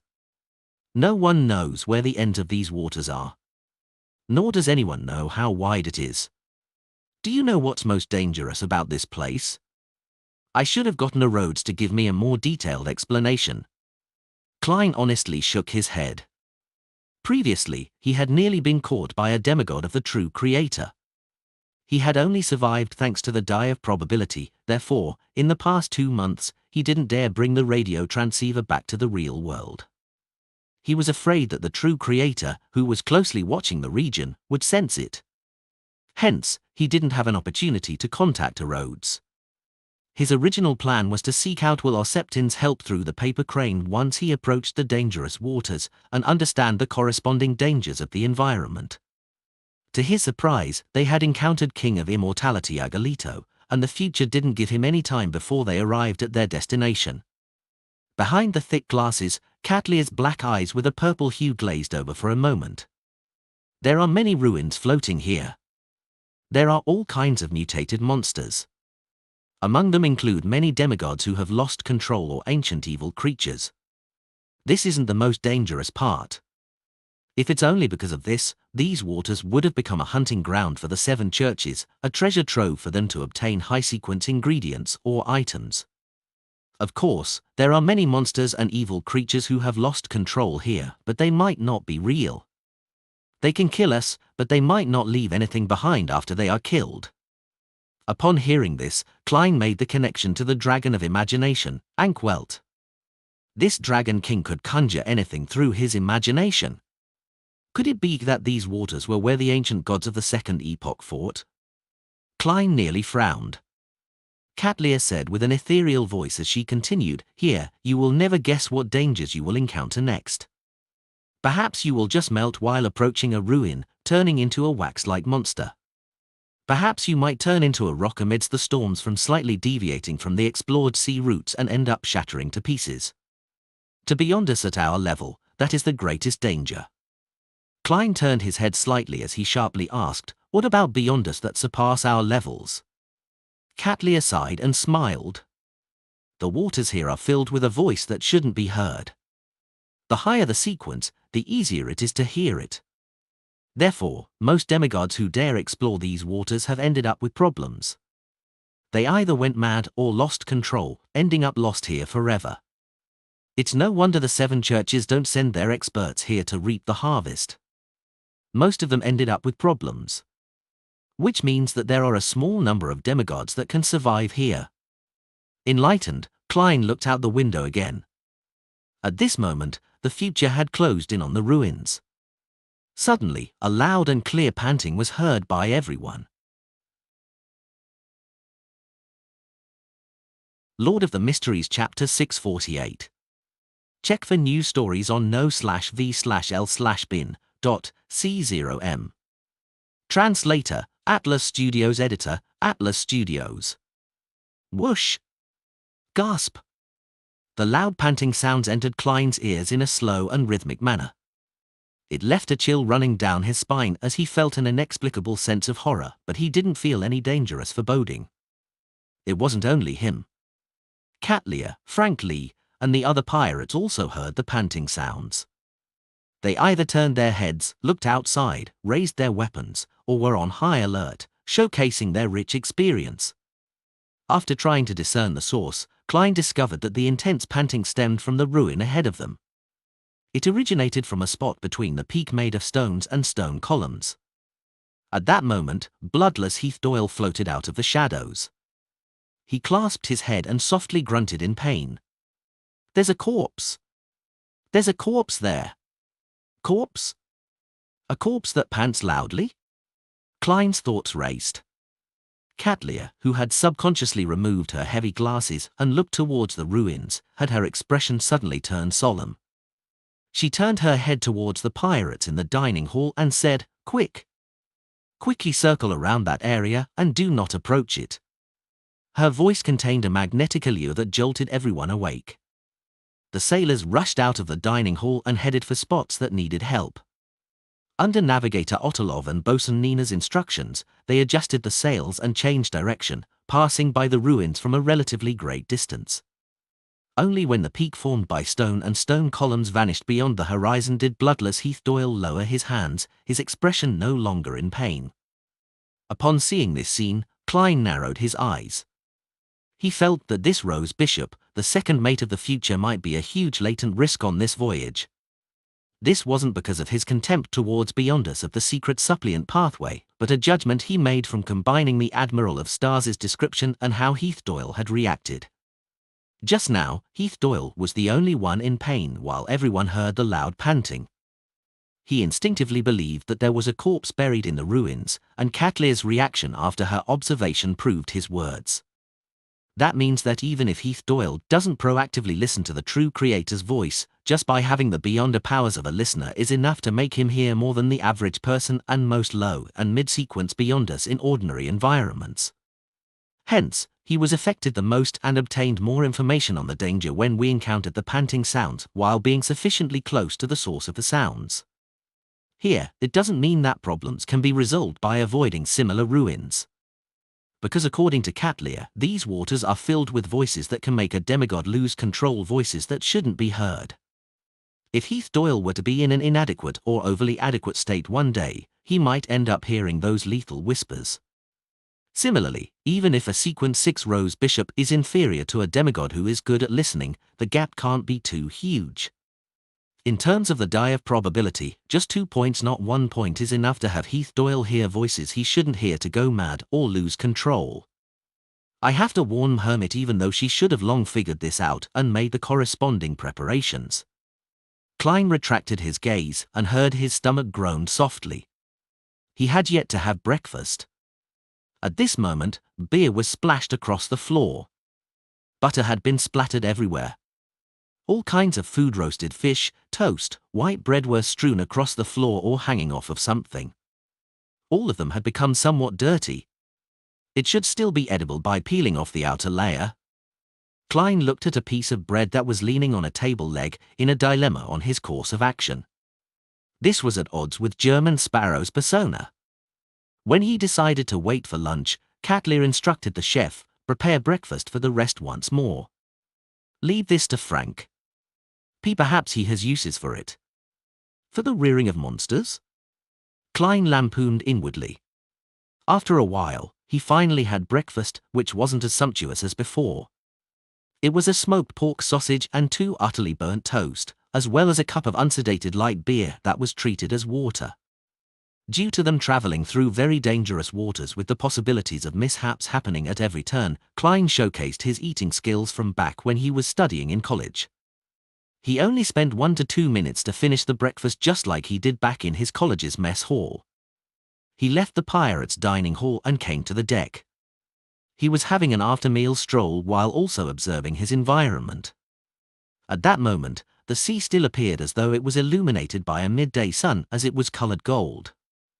Klein stopped and looked into the distance and saw a point of light ahead expanding.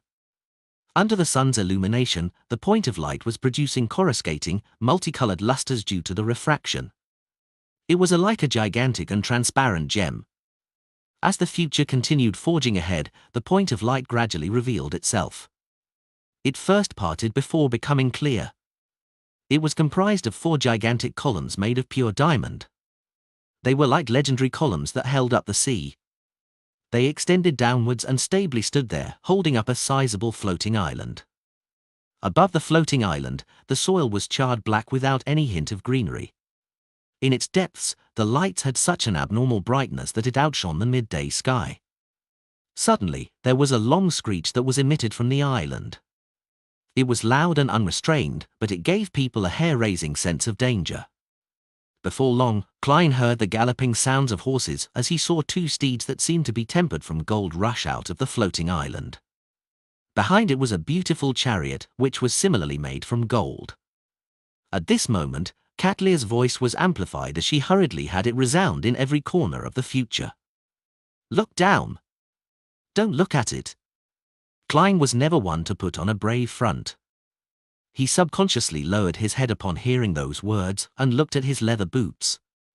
He noticed that the sunlight which illuminated the deck was becoming brighter before it dimmed and was rapidly restored to its former brilliance. "It's all right now." Katlia's voice sounded in the ship again without any obvious emotional fluctuations. Only then did Klein look up. He discovered that the 2 steeds tempered from gold and the beautiful chariot they pulled behind it had vanished. The diamond pillar silently supported the floating island as resplendent glow swirled around it. What a huge diamond! What a strange floating island! What would happen if I hadn't lowered my head and had watched the golden chariot charge forward? Klein looked around as he suddenly frowned. A pirate who stood about 7 to 8 meters away from him had already vanished. Standing there were 2 pitch-black footprints. Looking at the ashes floating in midair, Klein vaguely knew the outcome of not lowering his head. Thankfully, Admiral of Stars has been here a few times in the past. She knows what to avoid and when to bow her head. If I had hired Mr. Hangman, even if he was the one steering the ghost ship, we might have already been wiped out by now.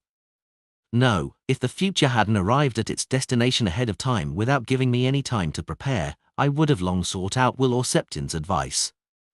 A magician never performs unprepared. Besides, if I had hired Mr. Hangman, I definitely would have purchased the relevant information from Hermit. Klein first sighed before recovering his calm. He didn't suggest visiting the floating island to explore it. He left the future to pass it by and head forward. In the rest of the time, the sea was like the outer world.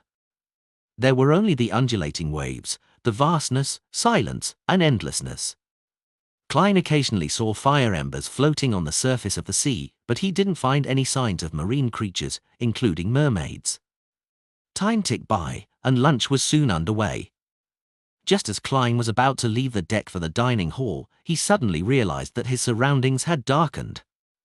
The sky, which had remained in a midday state, no longer had any sunlight as it was covered in rich darkness. This change was so sudden and fast that Klein's first reaction was to wonder who had switched off the lights. Silently, the future was covered in a layer of resplendent stars that illuminated paths in every direction. Katlia's voice that contained a magnetic allure was once again magnified as it resounded in everyone's ears. "Return to your room or find any corner you can and make yourself fall asleep. Then, wait until you wake up naturally." Puzzled, Frank Lee asked loudly, "What will happen if I don't sleep?" At that moment, his voice boomed like a speaking bear.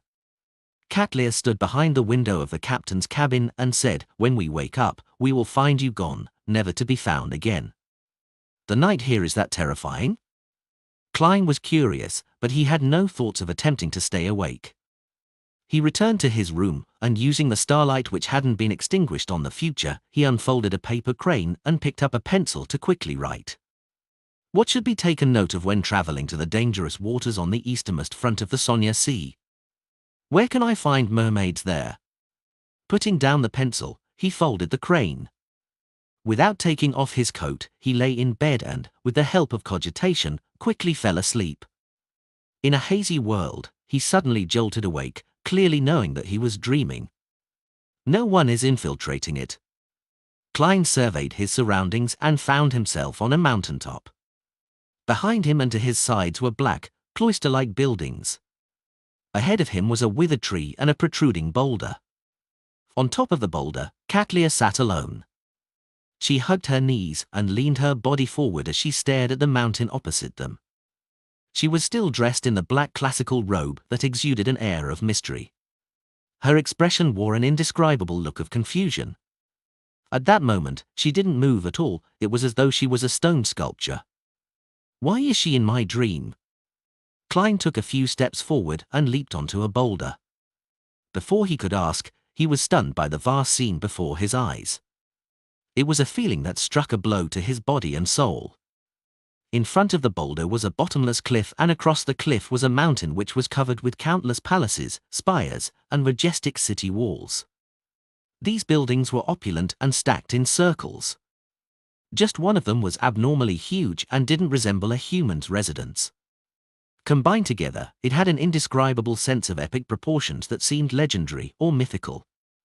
The sun hung far away as it cast the colors of the sunset onto the city as the light seemed to be frozen. This is a dream shared by all of us. Katlia continued sitting there, hugging her legs as she said, as though she was in a reverie.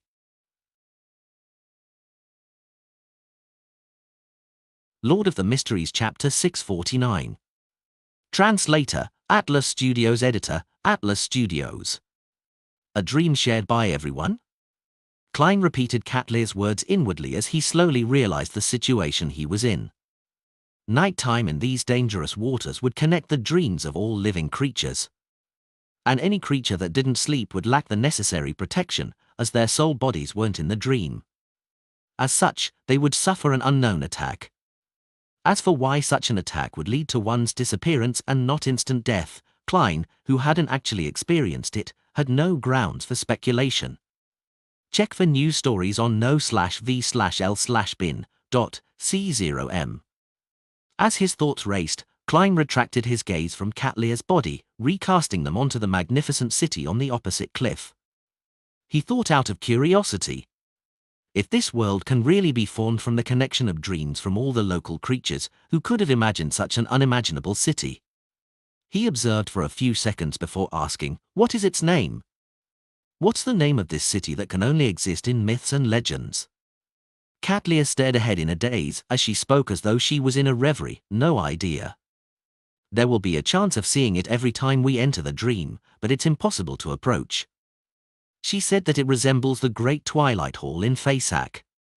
She likely has her own guesses, but she has never told me. She? That Queen Mystic? The Great Twilight Hall is where the Church of the God of Combat's papal chair is. Klein surveyed the area and deliberated before saying, I plan to look around. He believed that the future wouldn't leave these waters anytime soon.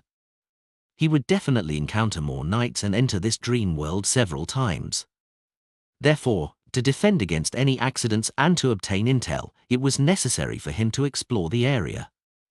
And the exploration no doubt needed a partner. Katlia remained sitting there, hugging her knees. Her tone remained ethereal as she said, not interested. This isn't what a mature pirate admiral should say. You could have been more euphemistic. Hermit, you resemble a young petulant lady. Klein was taken aback as he suspected if he had misheard. This was in conflict with the Admiral of Stars he had in his mind. Thinking of how German Sparrow also had his side of not being afraid of dirt and hardship, he came to a realization. He quickly made a guess. Katlia isn't completely awake in the dream. She is able to know that she's in a dream, but she's unable to effectively control it. That is to say that she would unknowingly depict the feelings buried deep in her heart and reveal some of her personality which she usually suppresses. It's no wonder she said that she was never able to approach that miraculous city. It's because she never had the intention of exploring it herself. Klein thought for a moment and deliberately probed, we might be able to discover something over there. Not going, Katlia didn't hesitate to reply, but she never shook her head. I'll be here waiting. Waiting? She really is in a semi-unconscious state.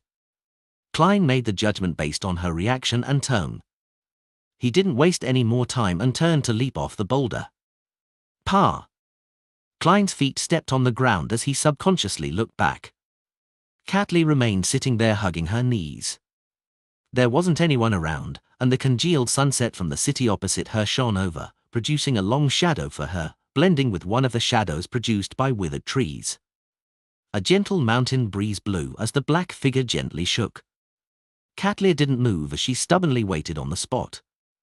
At such times, there's a need for a psychiatrist to interpret the dream's emotions. This has nothing to do with the revelations obtained from divination. Klein curled his lips and surveyed his surroundings to seek a direction in which to explore. He discovered that regardless of the direction he took, he would end up at the black buildings formed from the cloisters. There was a towering wall that isolated it from the cliff.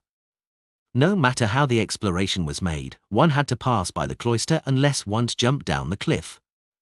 Since there was no other choice, Klein went directly to the pitch-black door of the cloister. The door was nearly 10 meters tall, and it didn't look like it was prepared for human use.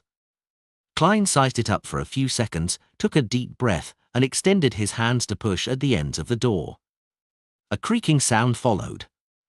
The door's weight far exceeded Klein's imagination. His muscles bulged as his face flushed red. Yet, he was only able to move the door by a tiny bit without being able to push it open. Thankfully, it's only a dream. As long as there's reason to believe, I can raise my strength without truly activating creeping hunger. Klein exhaled and made his left glove be tainted with a paleness.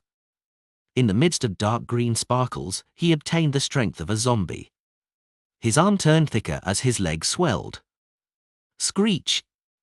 A deep grinding sound boomed as the door slowly opened to reveal its interior. The two dark spires and the black buildings were connected by covered bridges as they surrounded a vast greyish rock square. There were plenty of holes in the square. Embedded in them were huge arrows. There were flaming stacks in various spots as if they had previously encountered an attack. Klein passed through the cave's entrance and entered the square. Unsurprisingly, he saw Frank Lee, Nina, Ottolov, and company there. This is their dream? It doesn't seem so. Or should it be said that everyone's dream is limited to themselves? They will then be randomly placed somewhere in this world? Klein guessed without confidence. Frank Lee was the closest to him. He was holding a shovel and digging at some rubble. Beside him were the white bread, toast, and roasted fish which had previously fallen to the floor. He plans on using them as fertilizer? He's planting things even in his dreams. Klein went over and casually asked, "What are you doing?" Frank didn't stop, but he revealed a smile. "I'm cultivating some little things. They need to sleep in the soil for some time before they can grow big and proliferate."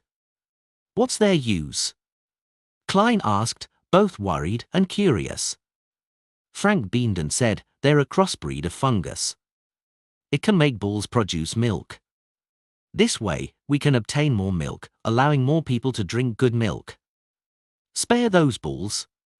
Klein's face twitched as he asked, "Will it succeed?" "There's no problems with the effects, but I'm very worried that they can't reproduce," Frank said with a frown. "May death forever favor them." Klein prayed as he walked past Frank Lee and headed for the black building's entrance across the square. Along the way, he passed by Nina and Navigator Ottolov, who were drinking beside a collapsed pillar. "Have you ever thought of leaving the pirate crew after you're older to find a man to marry and settle down? I don't think anyone wishes to drift out at sea their entire lives." Ottolov took off his pointed bonnet and revealed his slightly hoary hair. His eyes and tone informed Klein that in between the lines, he meant, "If you wish so, why not consider me? Mr. Navigator, you are old enough to be Nina's father. You need to consider your health." Passing by, Klein couldn't help but lampoon when he heard the conversation. Nina gulped a mouthful of beer and looked in a particular direction. "No, that's not the life I wish to lead. Before joining you, I once attempted to settle down in the east coast of Faysac and not be a pirate again, but I was unable to bear with the boredom. I have to lug wood and move things every day, and I can only stay at home at night.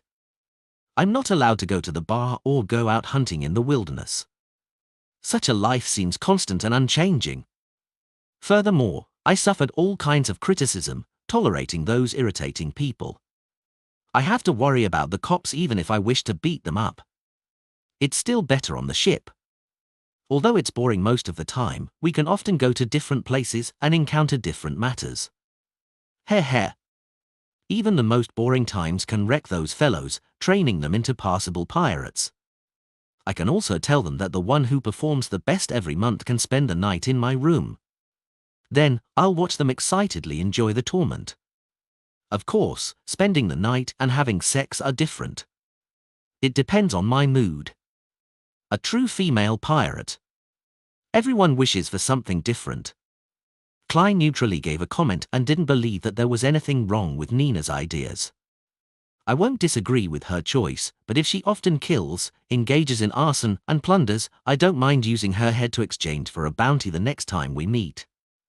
Klein retracted his gaze and arrived at the suspected entrance of the black buildings and spires. Subconsciously, he turned his head and realized that the shadows in the corner seemed normal, but there was something different about it. Bloodless Heath Doyle? He hides in the shadows even in a dream? According to my limited knowledge of psychology, this is a result of greatly lacking a sense of security. Klein pushed another door which was similarly almost 10 meters tall. Amidst the grinding sounds, his gaze suddenly froze. Behind the door was a vast hall which had 2 rows of stone pillars supporting it. The hall was abnormally dark without any candlelight. As the main door opened, the light from outside shone in, lighting up the interior to make it clear. Klein saw that there were murals of various colors, with gold being the main color of choice on the dome. They were connected to one another without any gaps. It gave him a magnificent and sacred feeling. Thump! Thump! Thump! A figure had its back facing Klein, using the axe in its hand to chop at a long and huge tree. Its motives were unknown. The figure was dressed in a white shirt and a black vest. It didn't look like any of the pirates on the ship. There's someone else in these waters? Or could it be the mysterious pair of eyes that had been observing the deck and me? Klein's heart sank as he slowed down. He warily approached and came to the figure's side where he discerned the figure. It was a man who looked young. He had blonde short hair that was split 70-30. His emerald green eyes looked focused and serious. What are you doing? What is this place? Klein carefully asked.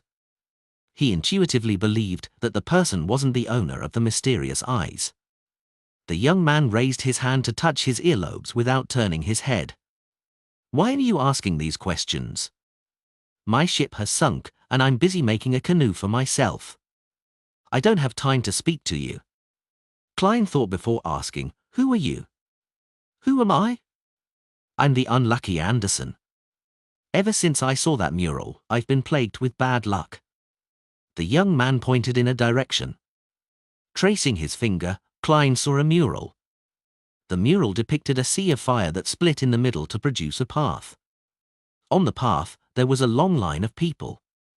The members either held their heads low with pious devotion or prostrated to the ground. Their destination was in the depths of the sea. Their leader was a lanky man with long silver hair. His facial features were mild and his eyes were tightly closed. On his back were layered wings. Klein's pupils constricted suddenly. He recognized the leader on the mural. It was the angel of fate which Little Sun had once depicted. It was the tail devourer, Ouroboros. Lord of the Mysteries Chapter 650. Translator, Atlas Studios. Editor, Atlas Studios. After recognizing the leader on the mural, Klein subconsciously suspected that it was something from his dream. However, he quickly rejected the idea. This was because the unlucky Anderson wasn't someone he knew. He was also not someone that had left an impression on him. There was a low chance of him being the extension of his own dream. And Anderson had clearly said that he became unlucky after seeing the mural. It was strongly tied to the mural, so it could only be the case that the mural was part of Anderson's dream. As he focused and looked carefully, Klein quickly realized that the mural was somewhat different from the mural that Little Sun saw in the true creator's abandoned temple. The background here was a sea burning with golden flames, while the previous one was that of a desolate plain. The destination here was the depths of the sea, while the previous one had a destination of a distant mountain. On the mountaintop was a huge cross and figure hanging upside down. The bottom of the Angel of Fate Ouroboros's feet was black slush with heads pointing down and fishes stuck inside. Previously, it was a meandering river. It's a different mural, but more of a memory from different stages of the same pilgrimage. Klein nodded with a guess. A similar scene surfaced in his mind. A very long time ago, in a particular period of the Fourth Epoch, Ouroboros led a devout group of pilgrims or the remnant believers of the true Creator. With many powerful enemies in pursuit, they rowed a boat through this sea. Due to certain reasons, he abandoned the boat. With the help of the true Creator or his own powers, he parted the sea and led the devotees through it and into the forsaken land of the gods, leaving behind the kindling for organizations such as the Rose Redemption and Aurora Order. In the forsaken land of the gods, they tore through desolate plains, and on the pilgrimage, they built temples along the way. And one of them was discovered by Little Sun and company. With Howell or Septin was forced to restart a cycle and be reborn as a baby, the tail devourer is likely still alive. Does this mean that he eventually arrived at the destination with the pilgrims, the holy residence of the true Creator? Does this mean that the holy residence of the true Creator is somewhere in the forsaken land of the gods? With this in mind, Klein suddenly felt a baffling sense of wistfulness. If my theory is correct, then that means that no matter how the City of Silver tries to save itself, or how they continue passing the flame, once the true Creator completely awakens or is restored to his original state, they would unavoidably head towards destruction. When you are very close to the divine kingdom or holy residence of an evil god, your survival has nothing to do with your struggles. This is like the bubbles produced when sea waves surge to the shore. Once the waves recede, they would vanish. Human civilization and ethnic groups are just that weak under the gaze of an evil god. No, I can't be that pessimistic. I was only making a guess. Perhaps the one that forced Will or Septin to reincarnate isn't Ouroboros. Perhaps the true Creator wouldn't recover or awaken that easily. He might be sealed by the 7 deities. Therefore, the City of Silver still has a chance. A path between the forsaken land of the gods and the external world needs to be forged before the evil god escapes from his shackles, allowing them to be moved out. This is probably why the chief of the City of Silver released Elder Shepherd. They need to use all the power they can get. Klein forcibly retracted his thoughts. He suddenly felt somewhat worried, afraid that his arrival was enough for him to be stuck in an endless cycle of fate created by the tail devourer. At this point, he instinctively wished to take 4 steps counterclockwise and go above the grey fog. He wanted to forcibly search for memories that he might have lost, but ultimately, he resisted those actions and prepared to observe first. From his interpretation of the symbols, there were no repeating rivers. There was only a black slush with fish embedded inside. It didn't mean the existence of a circle of fate, only the lingering of bad luck. This was identical to what Anderson said. As a king of angels, Ouroboros definitely has more than a cycle of fate. Different temples have different murals, and them using different powers is completely logical. Besides, this is a dream. Besides, even if I didn't do anything and really am stuck in a repeated cycle, making me repeatedly converse with the Admiral of Stars, to the point of making my observations, the problem will be resolved once Monday comes. The Tarot Club will definitely not be held. Miss Justice and the others will definitely feel puzzled as they make a prayer, and I'll use it to regain my memories. Klein instantly felt confident as the chaos and tension in his heart was buried instead of disappearing. He looked up ahead and discovered that the hall went further in. There was no end to it, and there was light shining inside. However, it was restricted to the entrance. The other areas were dark and only became darker the deeper it was. All that could be seen were the wooden doors on both sides, their destinations were unknown. Upon seeing this dark and creepy scene, Klein's desire to continue exploring was minimized. To encounter a mural left behind by a king of angels here, who knows what will happen if I delve deeper or enter some room. The fear of the unknown was an extremely ancient feeling. A premonition of danger with unknown origins had brought about a strong terror towards the unknown. Klein observed himself for a few seconds before he stopped proceeding forward. He turned towards Anderson, who was chopping the gigantic tree. Why are you here? Anderson looked up and scoffed. I'm a treasure hunter. So tell me, why would I be here? Treasure hunter? Klein casually asked, there's treasure here? Anderson continued busying himself with the creation of the so-called canoe. His voice suddenly turned deep. There are treasures everywhere in these waters. As long as you obtain it successfully and leave alive. That's true. But the problem is that it's very dangerous if one isn't a demigod, but it's even more dangerous for a demigod to be here. Klein looked into the hall's depths and asked, do you know where this place is? Discover new chapters on n0velbin.com. Anderson traced his gaze and said, I don't know. At least a third of my companions formed a team and headed in to explore. But they never returned. Are you referring to the real world or the dream world? Klein asked with a clear line of thought. Bang! After the axe landed, Anderson laughed. Of course it's in the real world. The ones that proceeded to explore the dream are the other third of my companions. They similarly didn't return. Klein inhaled as he thought. Where are their bodies in the real world? They have mutated into monsters. They killed off quite a number of my companions. Anderson raised his axe and cleaved down. Clang! Amidst a crisp sound, his axe broke into two. As the crack was towards the back, the fragment immediately shot at him. Anderson's right chest and abdomen immediately bled like a spewing fountain. He held his left hand to his wound and looked up at Klein. Smiling bitterly, he said, I told you I was plagued with bad luck ever since I saw that mural. Thankfully, this isn't considered too unlucky.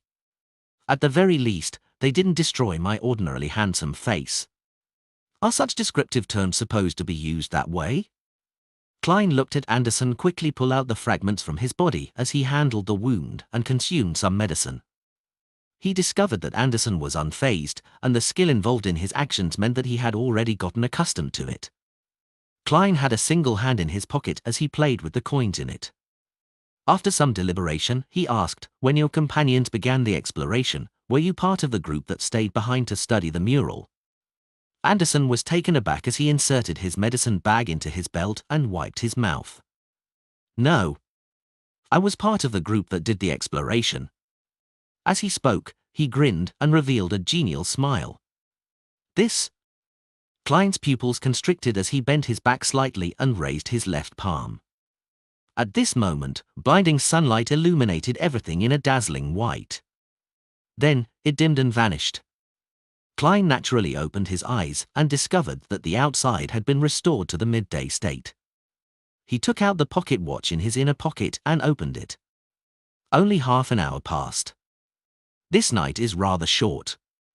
That unlucky Anderson looked very normal, but who knew that he was that terrifying? Rolling to his feet, Klein suddenly recalled something.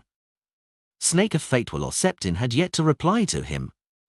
As everyone's dream had been pulled into the world without the connection of the spirit world, he was unable to locate me. Or did he sense Ouroboros's aura and didn't dare come close? Or could there be something problematic with these waters to begin with? As his thoughts whirled, Klein decided to verify it. As for how it could be verified, the method was simple. He could sleep again while it was still noon. However, he wasn't in a rush to do so. This was because he wasn't sure if there were any taboos about sleeping in the day. Wearing his cap, Klein came outside the captain's cabin and knocked on the door.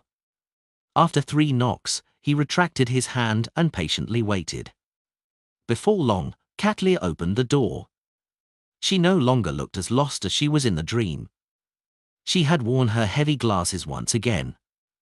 Is sleeping in the day all right? Klein asked directly. Katlia nodded. Yes. After answering, she hesitated and asked, it seems you were very proactive in that dream. Realizing how much danger lurked in these waters, and thinking about how he would be forced to show some of his abilities, Klein decided to proactively lay the foundations of his future explanations. He looked at Katlia and smiled politely. Yes. This is a gift bestowed upon me by my lord. My lord. Under Cat Lear's thick glasses, her eyes clearly shimmered. In a rare instance, she frowned slightly and eased them without asking any more questions. Klein thought for a moment, then he added, "Be careful of Heath Doyle." Cat Lear clearly understood what he meant and directly answered, "Don't worry. He has a sealed artifact which has a negative effect of him only being able to hear voices from nearby. That's a smart use of a negative effect." Klein didn't drone on as he took off his hat and bowed before returning to his room. He lay down once again and used cogitation to fall asleep. In the dream world, he woke up and saw the familiar pitch-black plains and black steeple. Phew, it's still possible to connect. Klein heaved a sigh of relief and traveled into the steeple.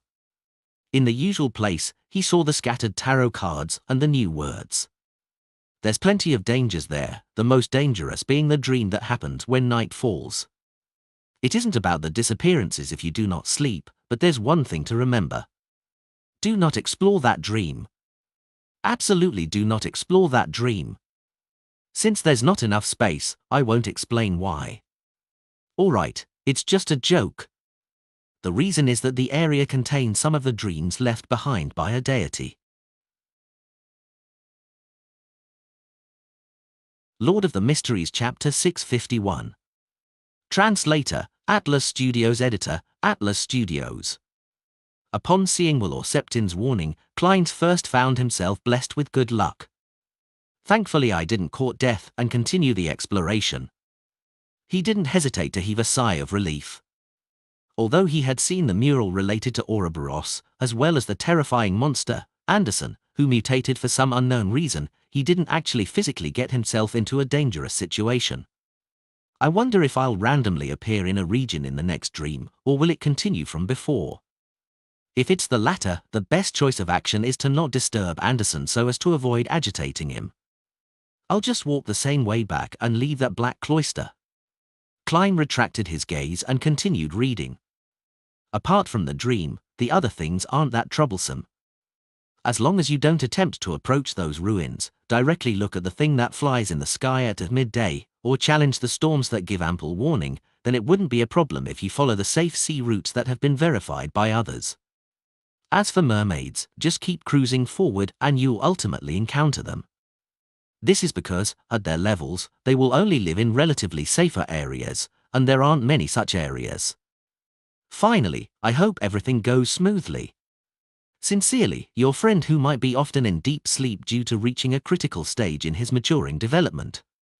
Will or Septin.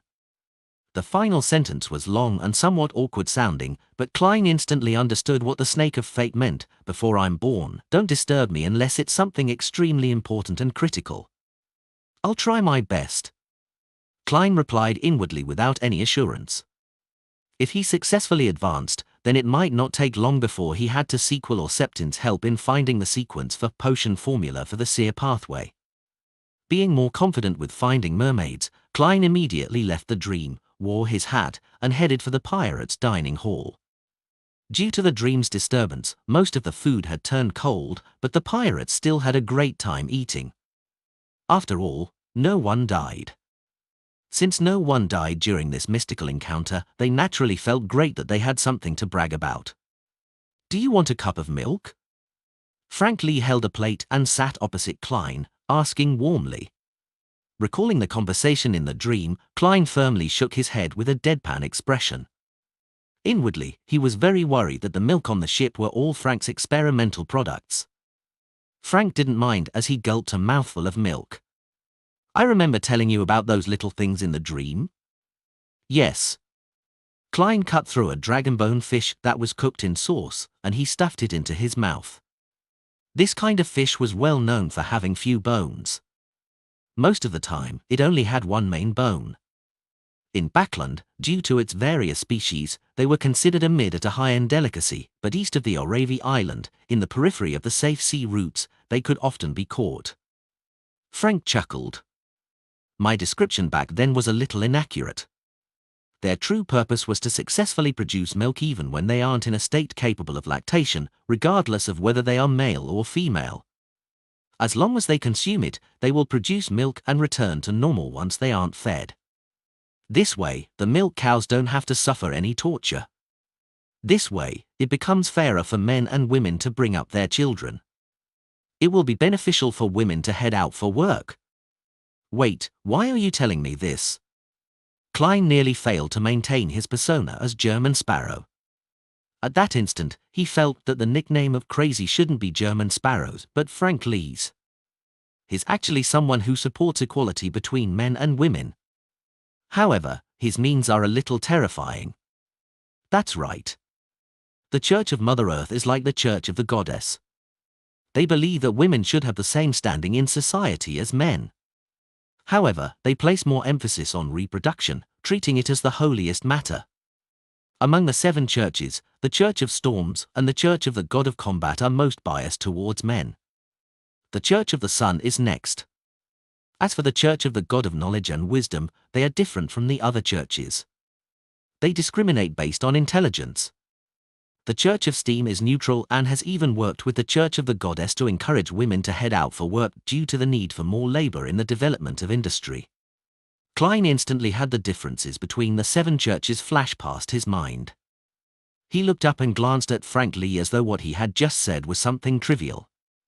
This made Frank rather happy as he couldn't help but drink a few more mouthfuls of milk.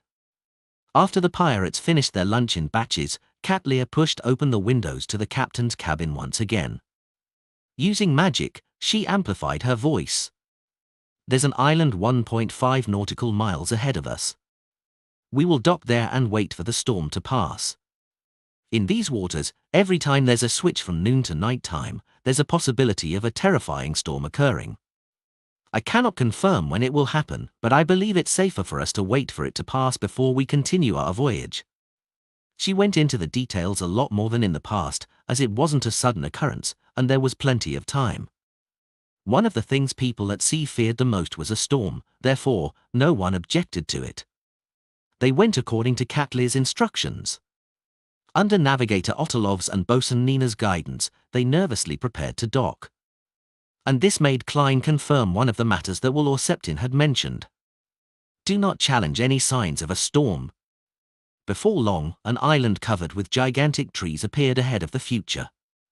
The more than 100-meter-long sailboat adjusted its course and docked against the wind. More than half an hour passed as the sky suddenly dimmed. Lead-colored clouds surfaced one after another. They overlapped with one another as though they enveloped all the surrounding waters. Amidst a loud boom and blinding flashes of lightning, a hurricane from afar swept over. It was connected to the clouds at the top and to the sea at the bottom. It was more exaggerated than any legendary giant. It was like a gigantic coiling serpent in a bid to destroy the world. The terrifying hurricane brought with it waves that towered like mountains.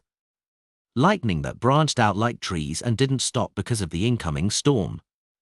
It constantly struck the surface of the sea, splitting into tiny electric bolts that spread outwards. As the rain pattered down on the Future's deck, it made the pirates who had entered the cabin or gotten shelter feel like the apocalypse had arrived. Such a storm didn't last too long. The sea calmed down after about 15 minutes, and the hurricane dissipated. The midday sunlight reigned in the sky once again. You can head onto the island for a while, but don't wander inside. You have to be within the range of the cannons. Katlia gave the pirates a brief chance of reprieve. Klein kept in mind Will Orseptin's warnings and had no desire to explore the island. After leaving the Future, he only walked about on the shore, taking in the feeling of having his feet on solid ground. Beach, sunlight, trees. It feels like a vacation. Klein thought in amusement when he suddenly noticed a rapidly moving black dot through the corner of his eye. It was rushing over from the boundary of a cliff. The black dot increased in size to reveal a human figure. Not far away, Katlia, who was on the sand, also noticed the abnormality.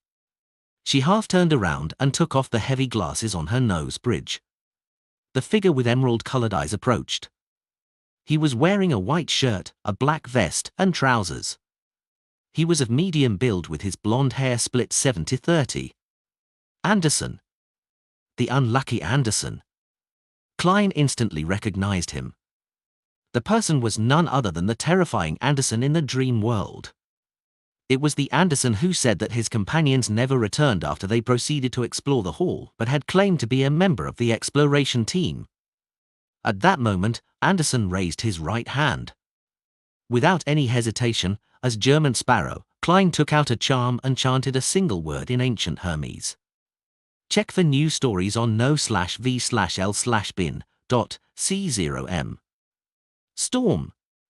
The charm made of tin immediately turned sharp, resembling a thin blade. With the infusion of spirituality, the wind in mid-air reverberated. With a deadpan expression, Klein threw out the charm in his hand at Anderson. Sue! Sue! Sue! Azure sharp blades shot at their target like a lined-up firing squad. Anderson was raising his right hand high with a smile and was about to say something when he heard a deep and mysterious incantation and the scalp-numbing sound of the wind. His gaze froze as he threw himself to the side and somersaulted multiple times in a pathetic manner as if the area before him was scorching metal. Sue! Sue! Sue! The wind blade struck the beach, slicing clear slits into the sand, but they were just short of hitting their target. Stop! Stop! As Anderson nimbly somersaulted to dodge, he shouted, "I come in peace. I mean no harm." Anderson Hood. Admiral of Stars suddenly said a name as she raised her hand to stop German Sparrow, who had taken out a charm. She knows Anderson? Klein didn't rashly chant the charm's incantation as he said in a deep voice, "He has already mutated. I saw him in the dream. He wasn't surprised at meeting me, unlucky Anderson."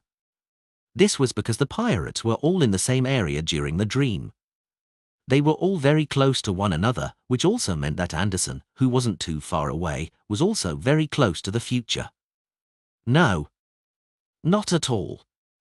Anderson stood up, at a loss on whether to laugh or cry. He raised his hands like he was surrendering. "I recognize you. You asked me many questions. Back then, I wanted to pull a prank on you. Really, it was just a joke to enliven the mood. Don't you think that having the mood suddenly change into one of horror is an exhilarating experience?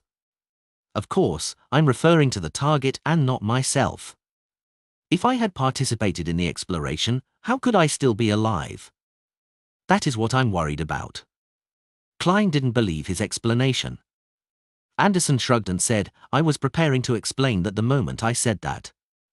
I was planning on telling you that I was joking and had planned to seek your help. I hoped that you could take me away, but at that moment, the dream ended.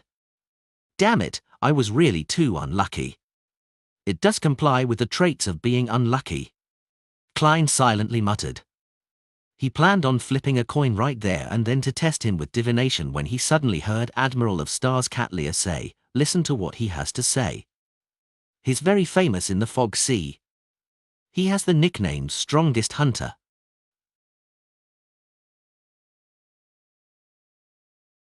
Lord of the Mysteries Chapter 652. Translator, Atlas Studios. Editor, Atlas Studios. Strongest Hunter. Klein was shocked by this nickname. After carefully recalling, he realized that the man didn't have a bounty on his head. That meant that Anderson Hood's description of himself in the dream world was real and reliable. He was more of a treasure hunter. Unfortunately, German Sparrow hasn't killed any pirate admirals, otherwise, I would be the strongest hunter. Klein didn't let down his guard as he coldly looked at the man. As long as Anderson Hood showed any signs of abnormality, he would immediately throw the charm in his hand. After all, the activation incantation was all the same. At his sequence, he could do it simultaneously while injecting his spirituality. Upon hearing the Admiral of Stars' introduction, Anderson seriously shook his head. "No, I'm not the strongest hunter." Oh, he's still rather humble. Klein sighed inwardly. Anderson chuckled and added, "Admiral of Stars, if you really insist, then it's best if you add the condition below that of a demigod." Yes, the strongest hunter below that of a demigod. I take back what I just said.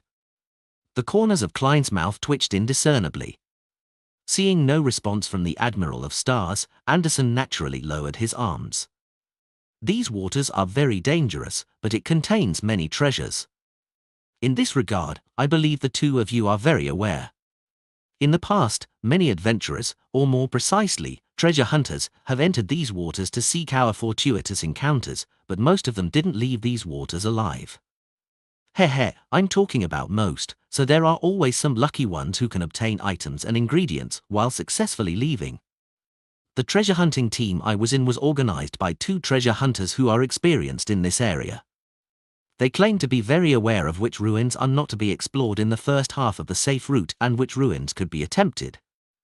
They also claim to know which methods should be used to hunt various kinds of monsters, as well as what methods should be used to avoid evil creatures who have lost control. I've always been curious about these waters and was successfully convinced by them and joined the expedition. And then? Katlia looked at the figure opposite her with her black eyes that had a purple hue.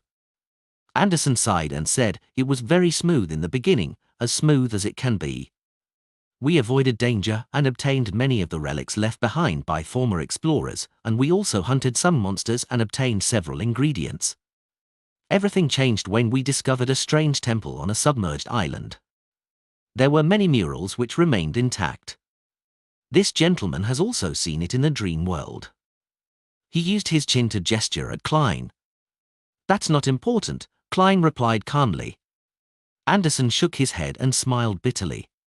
One of the murals was very sinister. It described a pilgrimage proceeding forward amidst a parted sea. The leader of the pilgrimage is depicted as an angel, having long silver hair that reached his back. He had very mild facial features. I was the first to arrive in front of that mural. I reached out my right hand and habitually outlined the various lines in midair. It's true, I really didn't touch it.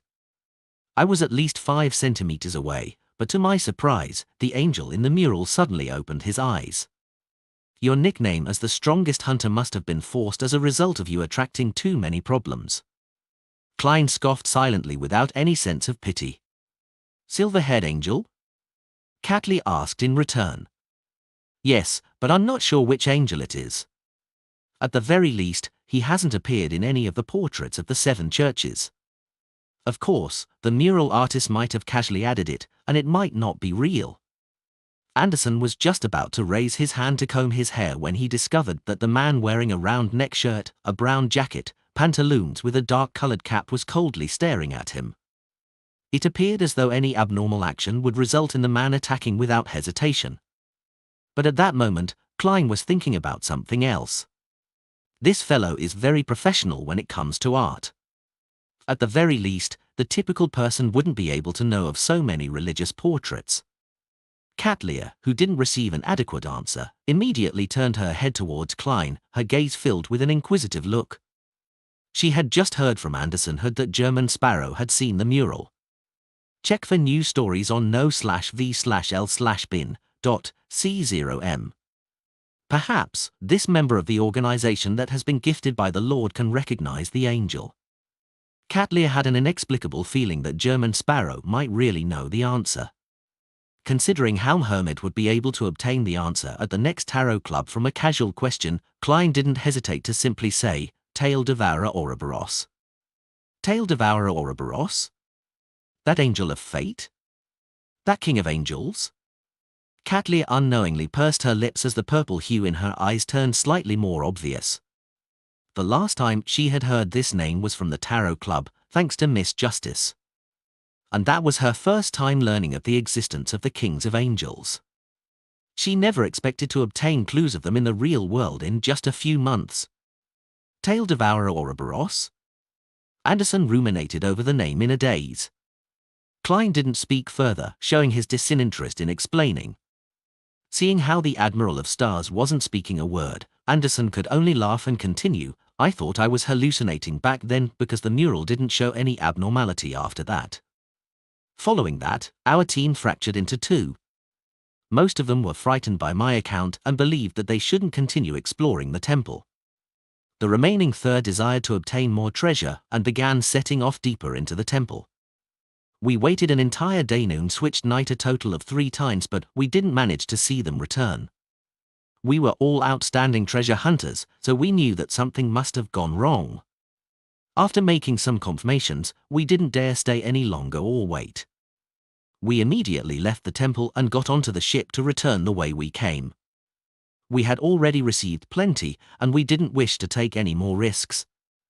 Wait, none of you had the intention to save your companions?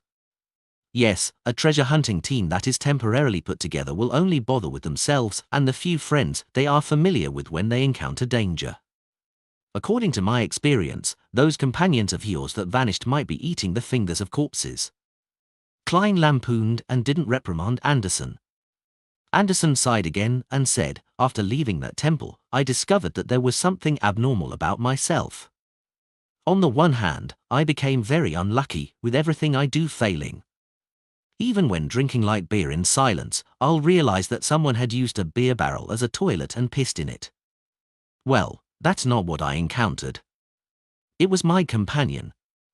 On the other hand, we obtained control of ourselves in our dreams. We were no longer in a reverie and knew something, but we had no means to take action. Therefore, a number of my companions, a third of the original number of people, ventured deep into the dream world. They never returned. Catleya, who had been listening in silence, asked, what about their bodies in the real world? They mutated into monsters, killing quite a number of my remaining companions and sailors. Anderson took an obvious deep breath. We might have successfully killed those monsters, but due to the lack of sailors, as well as encountering a streak of bad luck, we failed to reach this island in time before the storm arrived. Therefore, our ship sank. Likewise for our loot. The rest of my companions either drowned, got struck by lightning, or got eaten by the underwater monsters. I didn't see all of it myself. As for me, I was relatively stronger and luckier than them. I was sent flying by the waves and successfully swam to the shore of this island and began attempting to create a canoe to leave this area. As you can see, even my final axe has shattered. It was also reflected in the dream. Anderson's final sentences were directed at Klein. They really are a treasure hunting group plagued with bad luck. Klein inwardly drew the crimson moon for him. He believed that Anderson's description was likely real. His experience didn't seem to be fabricated out of thin air. However, it was unknown if he was hiding something. Perhaps, Anderson had really gone deep into the temple and eaten the fingers of the corpses before coming out, believing that he was fine. Perhaps, he had already explored numerous places in the dream world and had been corrupted by some unknown creature in an inconspicuous manner.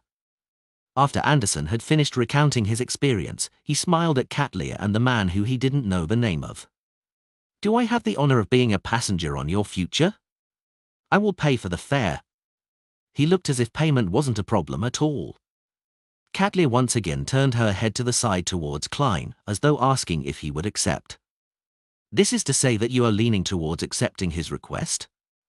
Aren't you going to do any tests? I have to go above the grey fog to divine before I can provide a clear answer. What gives you the confidence? A beyond a power obtained once a mystery prior reaches sequence 5? Klein figured out a lot of information from Catleya's gaze. Just as he was hesitating, Anderson hurriedly said, I'm very familiar with the route ahead. I can help you avoid the latent dangers on the safe sea route, and I can tell you which ruins aren't to be explored. I can also give you early notice to avoid the singing voices of the mermaids in time. Singing voices of mermaids? Klein's eyes nearly lit up as it took him a great deal of effort to maintain German Sparrow's image. Yes, a day's voyage from here, and I mean a day in terms of the world outside, we will circle around a ruin and turn. Upon saying that, Anderson suddenly realized something as he shut his mouth with a smile without saying anything more. Klein thought for a moment and took out a gold coin in front of Anderson as he silently chanted. Andersonhood is problematic. He repeated 7 times and went through the standard process of divination, but he didn't hold any hopes for an answer. It was a test on Anderson. If Anderson really was problematic, he would definitely show signs of guilt. After all, he couldn't be certain of German Sparrow's divination standard and was unable to determine if he could disrupt it successfully. Ding! The gold coin was flung into the air before landing. Klein glanced at it before putting it into his pocket. No problem. I'll later make a confirmation by going above the grey fog. Klein added inwardly. Katlia looked at Anderson and nodded. I agree to your request. However, after we leave these waters, you need to hand over half of what you have. If there's nothing, I'll not take anything either. Anderson fell silent for a few seconds before smiling again. Deal. Having found a way out, he clearly relaxed as he smiled. Also, I have to warn you that although my bad luck is limited to me alone, you should be careful because I might attract monsters. Of course, I believe that with you, this gentleman, and myself, we should be able to guarantee our safety. Just as he said that, the entire island quaked. A smoky plume emanated out of the primitive forest. Don't tell me a monster is really coming. Anderson subconsciously turned agape. Lord of the Mysteries Chapter 653. Discover new chapters on n0velbin.com. Translator, Atlas Studios. Editor, Atlas Studios. The ground trembled slightly as a figure that was nearly 3 meters tall appeared at the boundary of the island's primitive forest. Its body was grayish-white in color, seemingly formed from boulders. Its face was potholed without any obvious eyes, nose, mouth, or ears. Stone giant. Katlia muttered the monster's type. Be it Klein or Anderson, both of them knew nothing about such monsters. However, they didn't cast an inquisitive look at Katlia. They focused on the monster, looking highly professional. Katlia turned her body to face the docked future. She raised her right hand halfway and amplified her voice. Aim! The pirates on duty immediately adjusted dozens of cannons on the port of the ship, aiming them right at the stone giant, which was lumbering over. Boom! Boom! Boom! Cannonballs flew out and landed around the stone giant, sending dust flying as the bombardment covered a huge area. The ground clearly quaked as flames surged. Splinters spewed everywhere as though everything could be destroyed. Tap! Tap! Tap! The tall grayish-white figure tore out of the dust, having not suffered any serious damage. All it had were a few cracks on its surface. Katlia said without a perturbed expression, this isn't a kind of giant, but a kind of stone golem. Its core is the main ingredient of Sequence 5 Guardian from the Guardian Sequence pathway. Therefore, its defenses are extremely high. Amidst the reverberating cannon bombardment, Klein nearly suspected if there was a problem with his auditory senses. Since you know that the stone giant has high defense, why did you use a cannon bombardment? Isn't that a waste of cannonballs? He thought in puzzlement as he lampooned. Perhaps hearing his inner thoughts, Katlia said as she watched the stone giant approach, I've never encountered such a beyond a creature before, so I wish to do some tests. I have nothing to say against such a reason. Klein was rendered speechless. At this moment, Anderson Hood, who had been observing the stone giant the entire time, raised his hand and said, Do you have anyone who has beyonder powers in the ice and frost domain? Me, Katlia coldly answered. Seeing how Hermit had the means, Klein swallowed back the words he nearly said out loud. He really didn't wish to activate creeping hunger unless necessary, despite Zombie possessing the powers of ice and frost. He believed that he couldn't find any suitable food on the island. Katlia took out a grayish-black scroll from a secret pocket in her warlock robe and softly chanted a single word in ancient Hermes, freezing. Silently, the scroll was consumed by icy blue flames, and immediately, there were crystalline streams of light that appeared in midair. They flew towards the stone giant and froze the target within as icicles hung from it. Amidst jarring, cracking sounds, the ice layer cracked in turn as the stone giant slowly walked out of the zone. However, its grayish-white exterior had turned a darker shade. Its motions were a lot stiffer than before. At this moment, Anderson raised his hands as though he was a conductor gesturing for the audience to give their applause. Orange-yellow flames, which were almost white in color, sprouted at the stone giant's feet as though it had stepped into a particular trap. Its surface rapidly produced a bout of steam as cracks spread across its body in the form of deep fractures. Anderson pulled back with his right arm as a burning white spear condensed in his palm. The flames at the tip of the spear condensed to a point as it emitted a blinding luster. The spear flew out, accurately hitting the crack in the stone giant's belly as the flames melted a huge hole in it. As for Anderson Hood, who was originally on the beach, he seemed to merge with the burning white spear. The flames brightened as he strangely appeared behind the stone giant. He held his left hand into a fist as his arm bulged. With an uppercut, he struck upwards from the hole and into the stone giant's heart. This simple-looking strike created an exaggerated effect. The stone giant immediately froze on the spot as cracking sounds constantly emitted from its interior. In seconds, it had crumbled into rubble. A critical strike. Klein's pupils constricted. Catlear calmly stood on the spot and said without any surprise, Sequence 5 of the Hunter pathway is Reaper. Furthermore, they are good at finding the weakness of their prey. Reaper. A Death Reaper of life? No wonder. Klein nodded slightly. At this moment, Anderson crouched down and rummaged through the stone giant's carcass. Then, he turned his head and smiled ruefully. It's not a real monster. That meant that there weren't any spoils of war. While Anderson described the situation, the rubble vanished at a discernible pace. For an unlucky fellow like you, don't be the one opening chests or looting corpses. Klein couldn't help but lampoon inwardly. Anderson returned and kept droning on. The greatest problem of these waters is this. Not every monster will provide you with riches. This is because conjured monsters such as this are a part of more powerful monsters of a higher level. Of course, it's possible that they're the result of remnant powers and auras. Klein already had a preliminary theory towards this. Having gone through the voyage, he discovered that there were beyond the traces of Sun, Evernight, Storm, and the Spectator pathway. He had a more fleshed-out theory from his previous theories. He originally suspected that these waters were the remnants of a battlefield in a war between Second Epoch ancient gods. Storm belonged to Elf King Sanayathrim, Spectator belonged to Dragon King Ankwelt, Evernight belonged to King of Demonic Wolves Phlegria. With Little Sun providing him with the legendary records from the City of Silver at each gathering, Klein had gained a preliminary understanding of the authorities of the 8 ancient gods in the Second Epoch. However, the constant midday and the sun chariot formed from gold had made Klein have doubts about his theory. This was because none of the 8 ancient gods grasped the sun pathway. Soon, Klein connected it to Amorn's and Adam's father, the City of Silver creator who was deemed as the ancient sun god. After this creator awakened, and after a series of intense battles, he had taken back the authorities of the ancient gods. Hence, these ruins of the battle between gods were left behind. The incomplete mural he saw at the Elvish ruin suddenly surfaced in Klein's mind. Elf King Sanayathrim and the City of Silver's creator, who was also the ancient sun god, were at odds.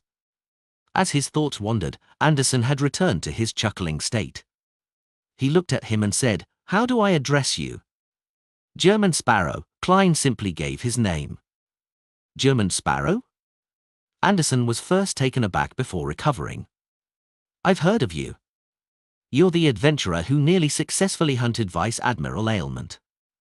You have the title of the craziest hunter. Last month, when the ship I was on board passed by the Rorsted Archipelago and Oravi Island, I had thoughts of getting to know you over drinks, but your whereabouts were unknown. Last month? I was doing volunteer work at the hospital. Klein nodded and said, "You know me now. Also, try your best not to say anything." Anderson forced a smile. I know, my bad luck tends to make the negative words I say become reality. All right, stop looking at me. I won't speak again. Put down that charm of yours. Due to the appearance of the stone giant, the pirate's relaxation time was cut short. The future quickly set off once again, venturing deep into the sea. Along the way, Klein stayed standing on the deck and leaned against the side of the ship. He observed his surroundings while Anderson was loitering on the ship. He was good at socializing and interacting with the pirates. Impressive. He easily got to know the situation of the ship. Klein shot a glance at Anderson, who was drinking with a few pirates in the shadows, as he sighed inwardly. Of course, The strongest hunter probably doesn't know that the alcohol he's drinking has a sedative of unknown origins. Klein held back his laughter as he thought mischievously. With Anderson's help, the future circled around 2 hidden maelstroms and a floating palace ruin as it continued down the safe sea route. About 3 hours later, night fell again. Klein rapidly found his lucidity and reason in the dream as he opened his eyes and looked around. His vision was a swath of pitch blackness with nothing to be seen. Don't tell me I'm blind. Such a thought instinctively appeared in Klein's mind. Then, he reached his right palm into his pocket and took out a matchstick. This was a component that every magician needed for his spells. With familiarity, he took out a matchstick and ignited it. Immediately, a weak flame appeared in front of Klein's eyes. The flame struggled as it bloomed, slightly illuminating his surroundings. He was in a prison cell, one with an unlatched gate made up of metal railings. Why would I be here? I'm neither beside Admiral of Stars or in the mural hall where Anderson was. I'm randomly placed in a particular area? As his thoughts raced, Klein flicked his wrist and extinguished the matchstick that nearly burned his fingers. A resplendent layer of sunlight bloomed on his left hand as his eyes had 2 miniaturized suns. With the soul of the priest of light, he obtained night vision from the light of holiness. As he observed his surroundings, Klein saw that the cell he was in wasn't too cramped, but the floor was dirty and messy. There were many footprints, a mystery as to what previously happened. Most of them are human footprints. A few of them are rather exaggerated, likely belonging to giants. The single bed is broken in the corner while there's a key beside the door. Someone succeeded in a jailbreak? Klein came before the unlocked metal gate and carefully looked outside. The prison was filled with darkness. The darkness enveloped a stone-paved corridor, and across from him was a cold but solid wall. The path extended continuously on both sides as though there were more prison cells. Klein retracted his gaze, picked up the key on the ground, and locked the gates. He didn't attempt to head out and continued staying in the cell. He clearly remembered that Will or Septin had advised him not to explore the dream world. Therefore, he planned on awaiting the arrival of noon. So what if it's a prison cell? It's not like I'm leaving. Klein huddled in the corner, sitting on the halved single bed, seemingly blending with the rich darkness around him. In this extreme silence, Klein suddenly cocked his head since he vaguely heard light footsteps. The sound of footsteps came from afar in an ethereal manner and at a slow frequency as it approached him.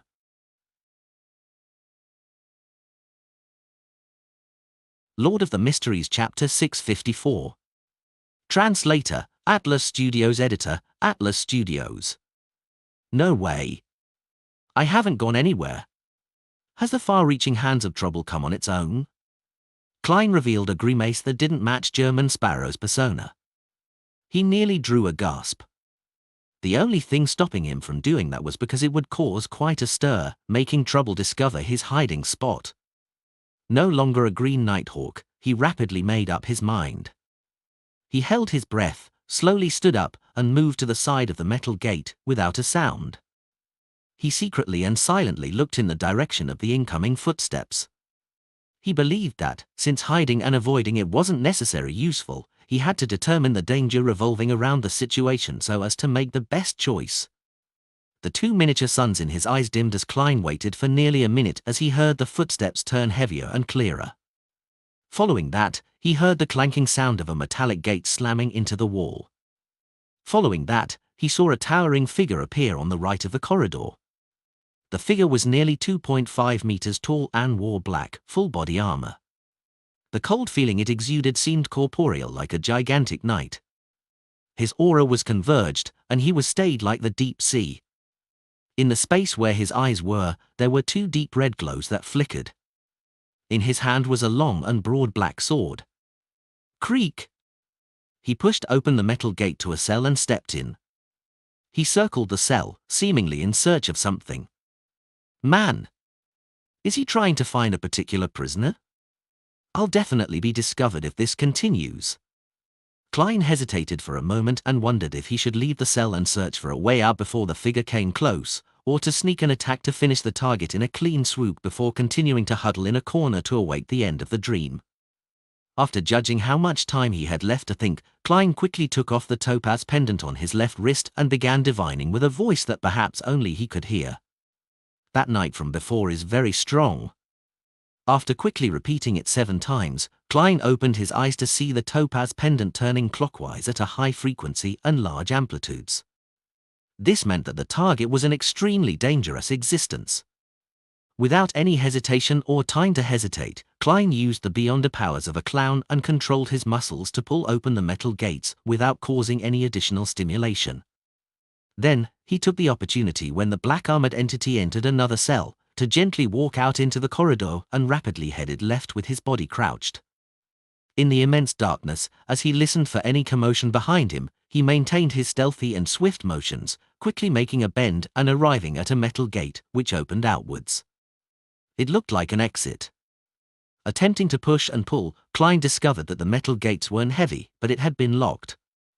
After 2 seconds of thought, he took out the key he picked up inside his cell, inserted it, and twisted it without holding out much hope. A light click of a latch opening sounded as the metal gates unlocked. That works. Although it's a dream, you can't just have a randomly picked up key be an important item.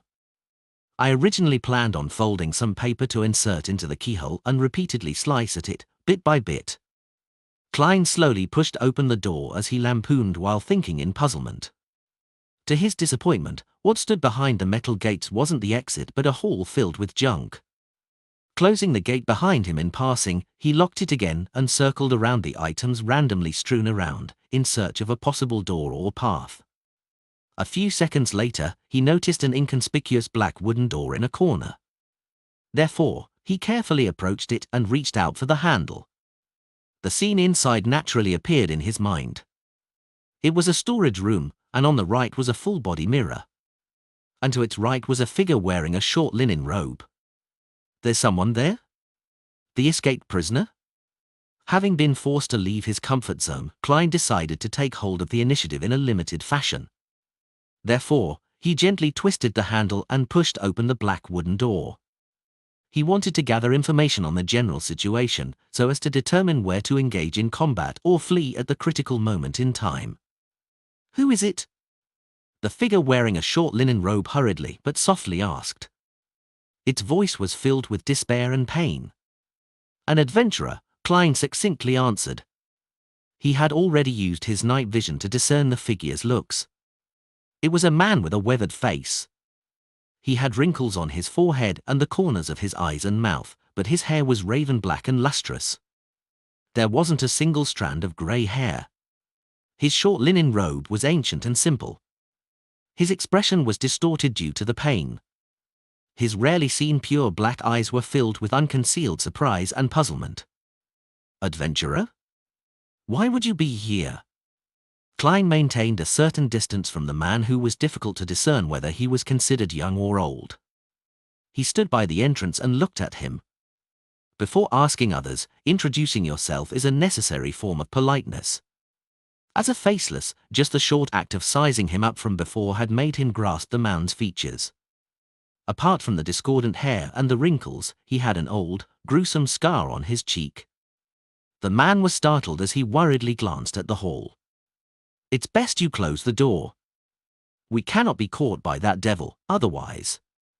Check for news stories on no/v/l/bin.c0m." The muscles on his face clearly twitched as though he had recalled something nasty.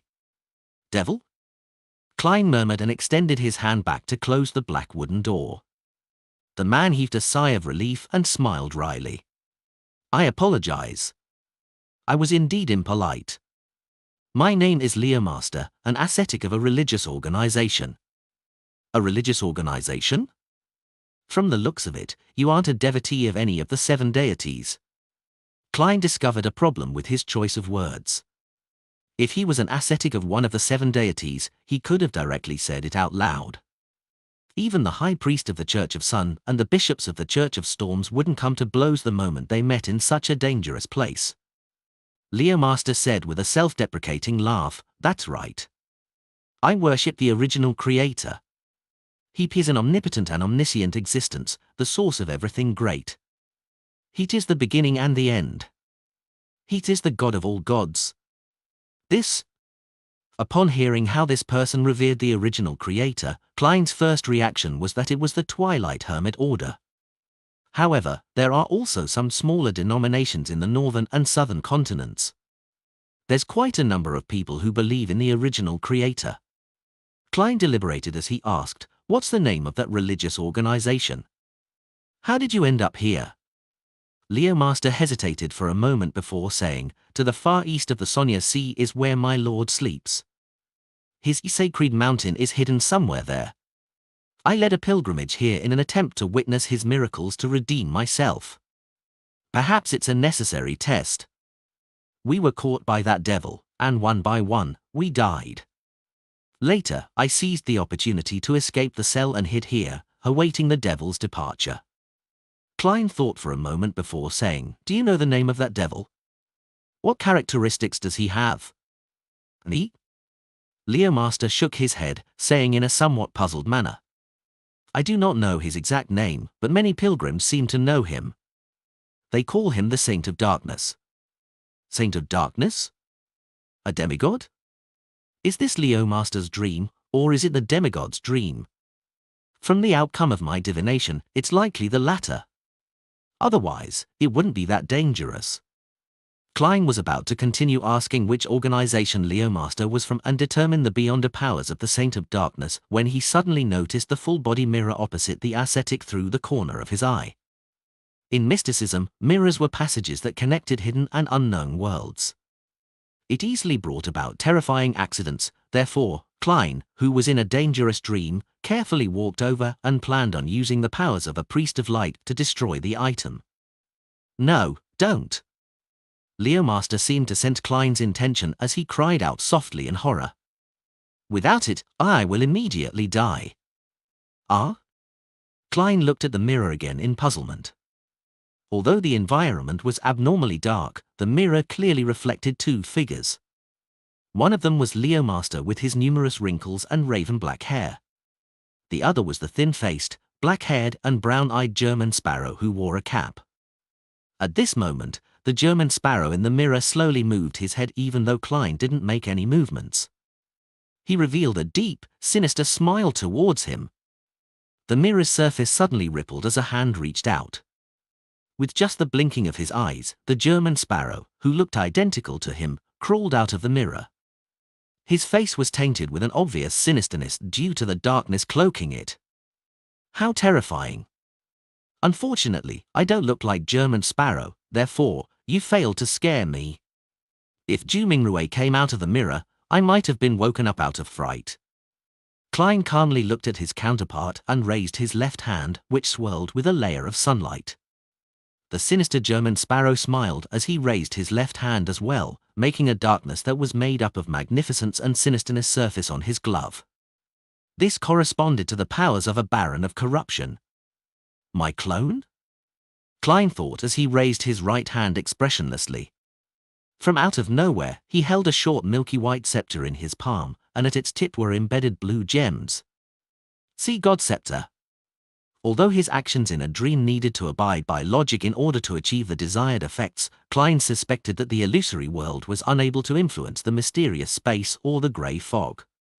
Therefore, he attempted to simplify the ritualistic process and told himself that the Sea God scepter was stored in a similar unique zone in the spirit world.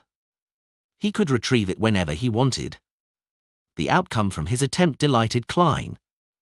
Indeed, the dream world was unable to differentiate between a unique zone in the spirit world and the space above the grey fog.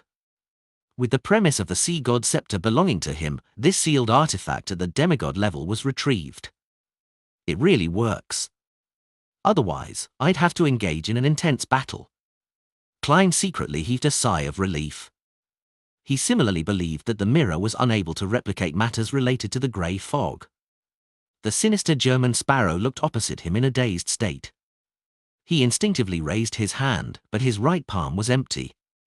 Then, he saw countless bolts of silver lightning shoot out, enveloping him inside, causing him to expend one paper figurine substitute after another without being able to escape from the area. With a sizzling sound, a huge ball of lightning illuminated the cramped room, which provided no room for dodging. Following that, the German sparrow from the mirror vanished. For some reason, Klein felt himself immediately turn serene, as though he had become a sage. He turned his head and looked at Leo Master again. "What's the name of the religious organization you joined?" Leo Master trembled as he answered, "Aurora Order." "Aurora Order?" Klein was stunned as he couldn't help but prick up his brows. At this moment, there was a loud clanking outside. The locked gates that opened outwards had seemed to have been kicked open. Thump! Thump! Thump! The heavy footsteps that sounded like drumming walked towards the corner, seemingly discovering where Klein and Leomaster were hiding. Klein suspected that the lightning storm from before had been sensed by the Saint of Darkness. There's no way of hiding. Klein held the sea god scepter and kicked the black wooden door of the storage room open towards the Saint of Darkness. As the door tumbled, he clearly saw his target's appearance. The knight, who was wearing black full-body armor, had already raised up his visor at some point in time, revealing his deep wrinkled face and some of his bright raven-black hair, as well as the old scar on his cheek. He looked identical to Leomaster. Even the minute features were identical. The only difference was the deep redness that emitted from his eyes.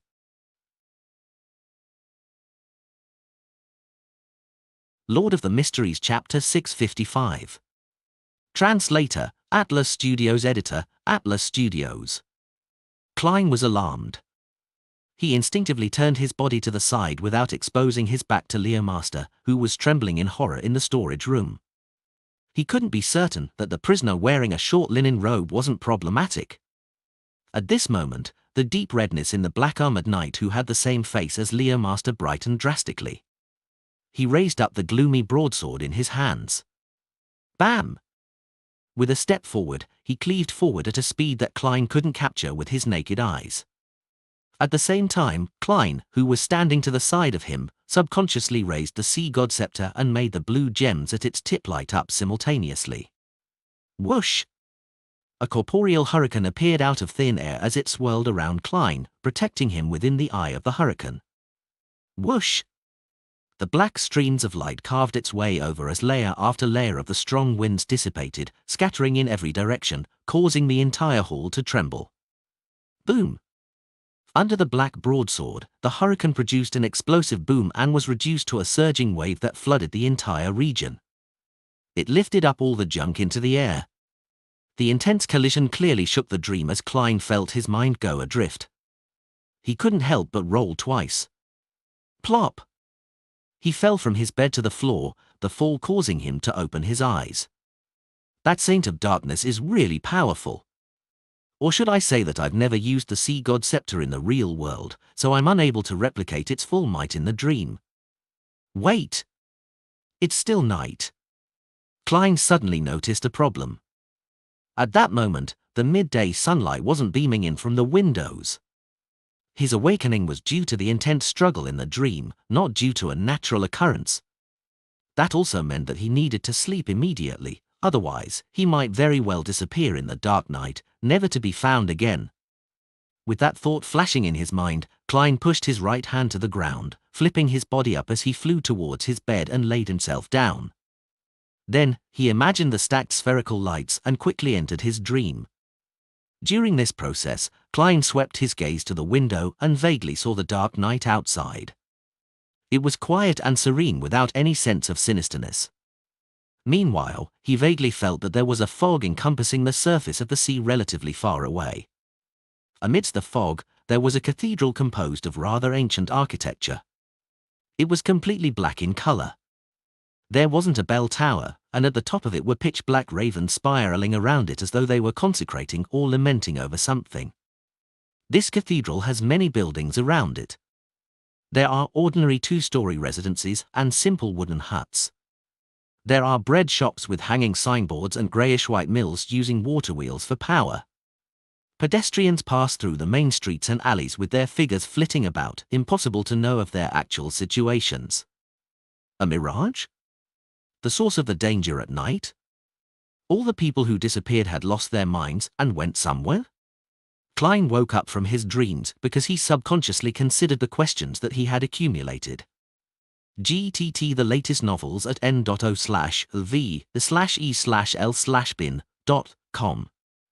Following that, he forcefully made himself concentrate. He retrieved the Sea God Scepter from the spirit world's unique zone. He remembered that he was in an intense battle with the Saint of Darkness just before he left the dream. The slightly dim golden light shone into Klein's eyes as everything immediately turned bright. What he could see was no longer the tall knight dressed in black full-bodied armor, nor was it Leo Master, who was dressed in a short linen robe. Instead, he was facing a floor-to-ceiling window that faced the setting sun. The window was very clean and revealed an indescribable sense of purity under the sun's illumination. By the side of the window were tables with their original wooden colors and black high-back chairs. Further away were rows of bookshelves with all kinds of books placed on them. A library? A book repository? Every time I enter this dream world, I'll be placed randomly in a certain area? Klein carefully observed his surroundings and confirmed that it was temporarily safe without the so-called Saint of Darkness or strange evil creatures.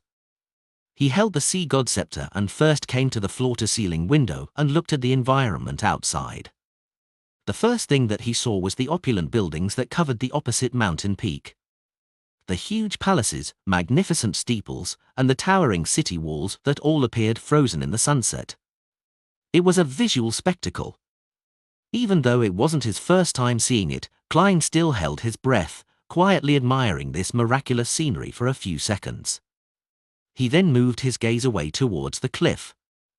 He saw the high walls of the black cloister and the withered trees beside the boulders. But as they were blocked, it was impossible to confirm whether Catley remained in her original spot. Indeed, within a certain radius, it's not possible to leave this region. I'm deep inside the black cloister? Klein retracted his gaze in thought as he walked to the bookshelves. He temporarily didn't have the time to consider what happened between the Saint of Darkness and Leo Master in his previous dream. This was because he needed to determine his current situation. When he arrived by the bookshelves, Klein discovered that the books placed on them had their own names. They weren't blurry and indistinct like ordinary dreams. The Spirituality of Life, Book of Charms, The Flower Within the Heart, The True Cosmos and Inner Universe. These are all books on mysticism. Klein carefully reached out and took out the Book of Charms. He quickly flipped through it and realized that he knew most of the content, but there was a small portion which he had never come into contact with. It can be confirmed that this isn't from my dream. Hermits? The knowledge that pursues her and is injected into her has been conjured in this black cloister? Klein had no desire to explore beyond where he was. He held the Book of Charms and returned to the side of the floor-to-ceiling window. He found a spot to sit down and began reading in a serious manner with the sunset's glow. You can still study even in dreams. As he lampooned, he took out a pen and paper as he wrote and drew. While he was engrossed in this, the light suddenly bloomed as blinding whiteness blanketed his vision. Klein naturally opened his eyes and felt warmth from the sunlight that shone inwards. I just read a few pages and planned to speed read it before using dream divination to recall them. Klein sat up, frustrated. He felt like he had lost a good opportunity to study. This was because he couldn't determine if he would be randomly placed in the Black Cloister's library again. He straightened his hair, wore his cap, and went to the deck. As he observed his surroundings, he recalled the dream. That prison is likely inside the Black Cloister as well. Yes, it might be underground. In other words, the Saint of Darkness and Leo Master are in a ruin nearby. It's no wonder that Will or Septin told me not to attempt exploring the dream. These places are really filled with danger. Why would the Saint of Darkness and Leo Master look identical? That dream was a little strange. Also, that full-body mirror was very magical and sinister. It actually managed to clone a German sparrow. Upon recalling this, Klein began to find examples from his past experiences to confirm his thought processes by comparison. This was called relying on experience. Soon, he thought of something. He had once borrowed the mental terror candle in Backland and helped Father Utravsky eliminate the past him. A character that was dissociated from his original self.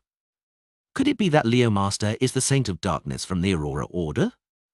Due to certain reasons, he had split his personality, separating his good and evil sides. That sealed and dark prison is the reflection of his inner dream? Yes, that full-bodied mirror. Leo Master had said that if it were destroyed, he would vanish as well. When I looked into the mirror, the German sparrow inside it did form a corporeal body. It was evil. It's no wonder I felt like a sage after I eliminated the German sparrow in the mirror. It's because I got rid of my evil and sinister thoughts in my mind.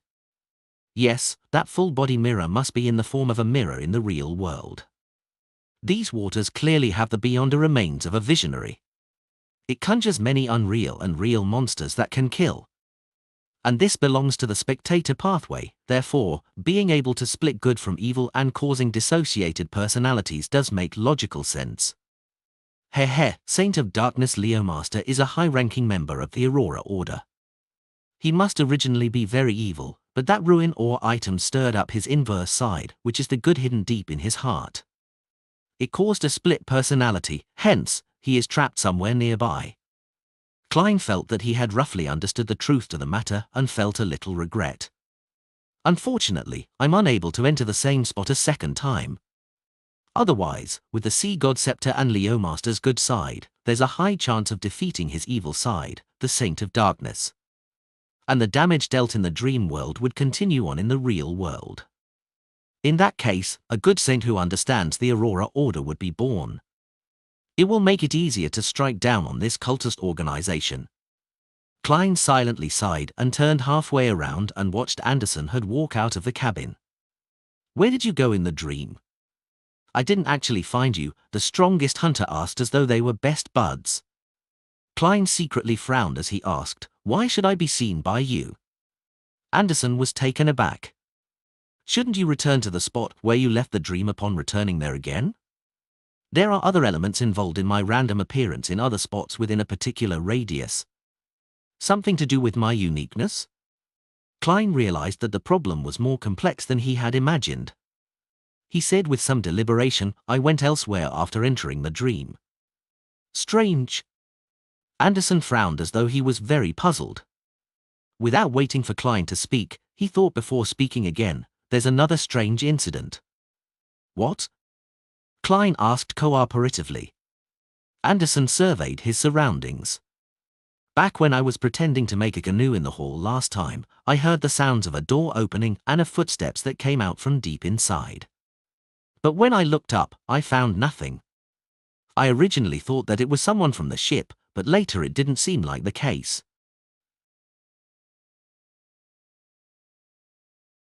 Lord of the Mysteries Chapter 656. Translator, Atlas Studios. Editor, Atlas Studios. Someone opened a door deep in the Hall of Murals and came out? A rampager or beyond a creature who was nearby. Furthermore, it possesses the ability to act in dreams? After hearing Anderson Hood's description, Klein began making logical speculations. As his thoughts whirled, he suddenly had a new idea. Could it be the owner of the mysterious eyes that observed me and the deck? It's possible. If that mysterious person has been lurking on the ship the entire time and followed us into these waters, then he'd have to sleep when night falls, so he will appear in the dream world. Hermit is completely unaware of his existence, or has she tacitly agreed to his actions? Or here's the trump card that she wields, which is why she isn't afraid of the dangers in these waters when taking on my mission. No, that cannot be determined. At the very least, I can't determine that the person who opened the door deep inside the Hall of Murals is the mysterious person on the ship. Klein looked at Anderson with a deep, gloomy look before asking, why does it seem unlikely? Back when Anderson had mentioned it, he originally suspected that the person who opened the door was a member of the future, but he later felt that it was unlikely. Anderson chuckled. I visited every person on the ship in the dream, and I discovered that no one possesses the ability to act freely in that world except you. Unfortunately, I was pushing open a door outside back then, Klein said calmly. Anderson shrugged and said, I know, that's why I'm not suspecting you. These waters have dangers lurking everywhere. All sorts of unimaginable monsters are active here.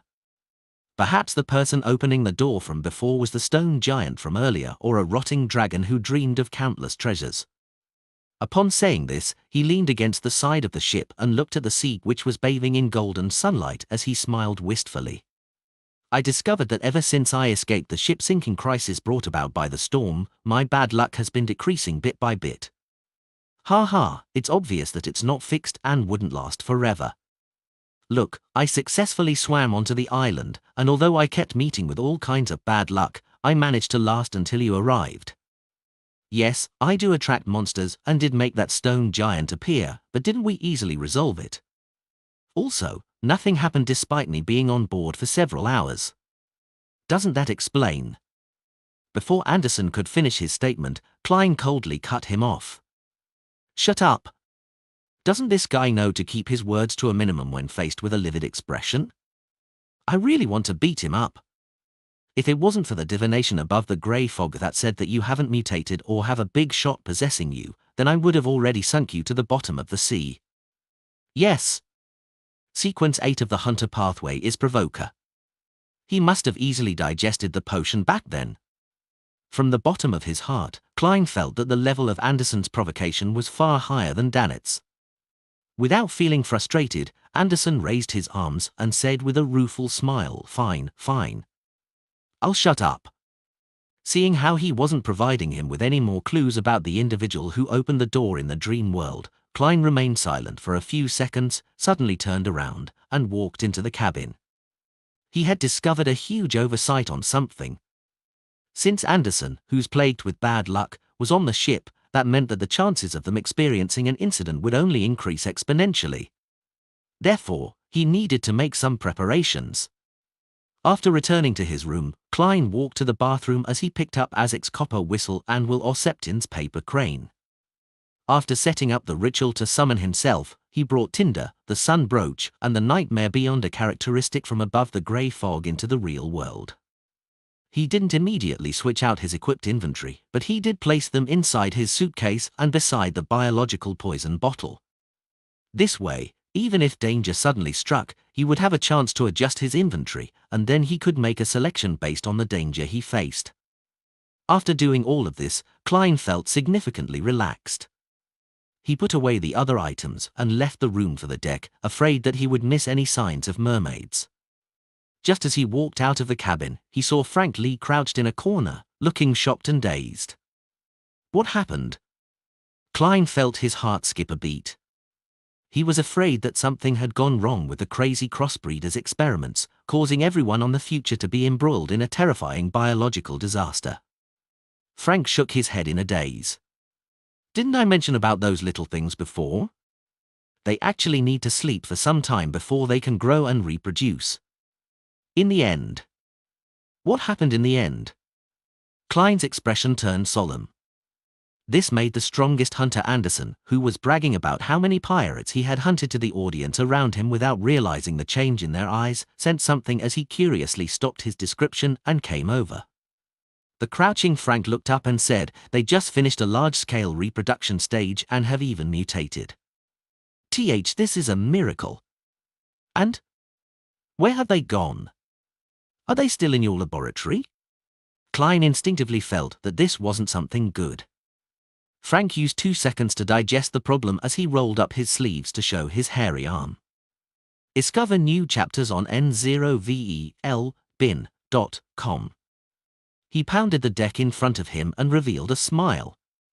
They have drilled inside and have seemingly reconstructed the future. Amidst the dull pounding, something that seemed like milk spewed out like a fountain from the deck, spraying Frank Lee in the face. He licked the liquid by his lips and said in pleasant surprise, "The future.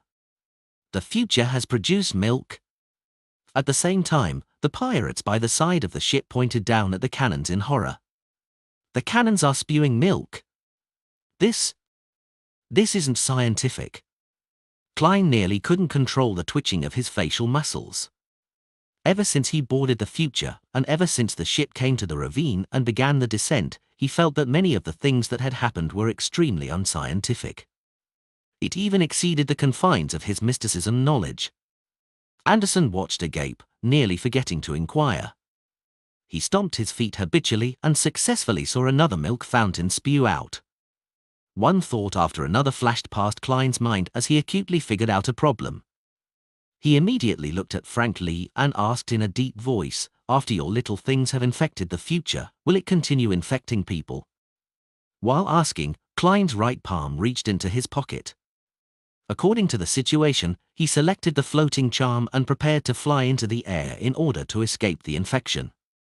Frank Lee thought seriously for a moment. "In theory, yes." Before he finished his sentence, a figure appeared and kicked him in the ass, sending him tumbling a few times, slamming into pools of milk. That person was none other than linen-shirted Nina, who was draped in a blue jacket. She glared angrily at Frank Lee on the deck as she cursed while hyperventilating. "Aren't you going to finish off those darn little things of yours? Did you do this while thinking that my breasts aren't big enough?" "Ale-right," Frank Lee patted his ass and said unwillingly. At this moment, Klein had already taken out his charm and softly chanted, "Storm." He believed that he had underestimated Frank Lee's ability to cause trouble and suspected that the disaster brought about by him would only worsen, therefore, he decided to first fly into the air. Blue flames enveloped the charm made of tin as squalls immediately stirred. They swirled around Klein's feet and body, lifting him off the deck and to a height of 4 to 5 meters. Anderson was first taken aback before he reached out his palm in an attempt to grab Klein, but he was a moment too late. All he could do was watch German Sparrow rise up as he remained standing on the spot. This ordinarily handsome hunter shook his head with a warped expression, somewhat amused while also wanting to dismember the first mate of the future. At this moment, Frank had already taken a bottle of dark green powder. He grabbed a handful of it, and as he chanted in Jotun, he scattered it around his surroundings. The moment the powder made contact with the deck, it immediately produced green vines that grew wildly. Soon, it drew out the milk and the little things, entangling the entire deck and cabin within. In just about 10 seconds, the future had been reduced into a forest of vines. "Phew, it's over." Frank smiled at Nina before his expression changed again. "They've mutated." At this moment, a pirate walked over in a stagger, shouting with a tinge of horror, "A watermelon is growing from my head." Klein looked towards the voice and saw a green vine drilling out of the pirate's head. One of them seemed to produce a soon-to-ripen watermelon. "This is the so-called mutation? This is way too crazy, goddamn madness." Anderson blurted out a sigh. His eyes then darted around as he said in a deep voice, "There's something wrong with the surrounding waters." In midair, Klein had also determined the same thing. If there wasn't any external disruptions, then Frank Lee's experimental products and Beyonder powers wouldn't have caused a simultaneous mutation. Rip! One vine after another tore apart as the window to the captain's cabin opened.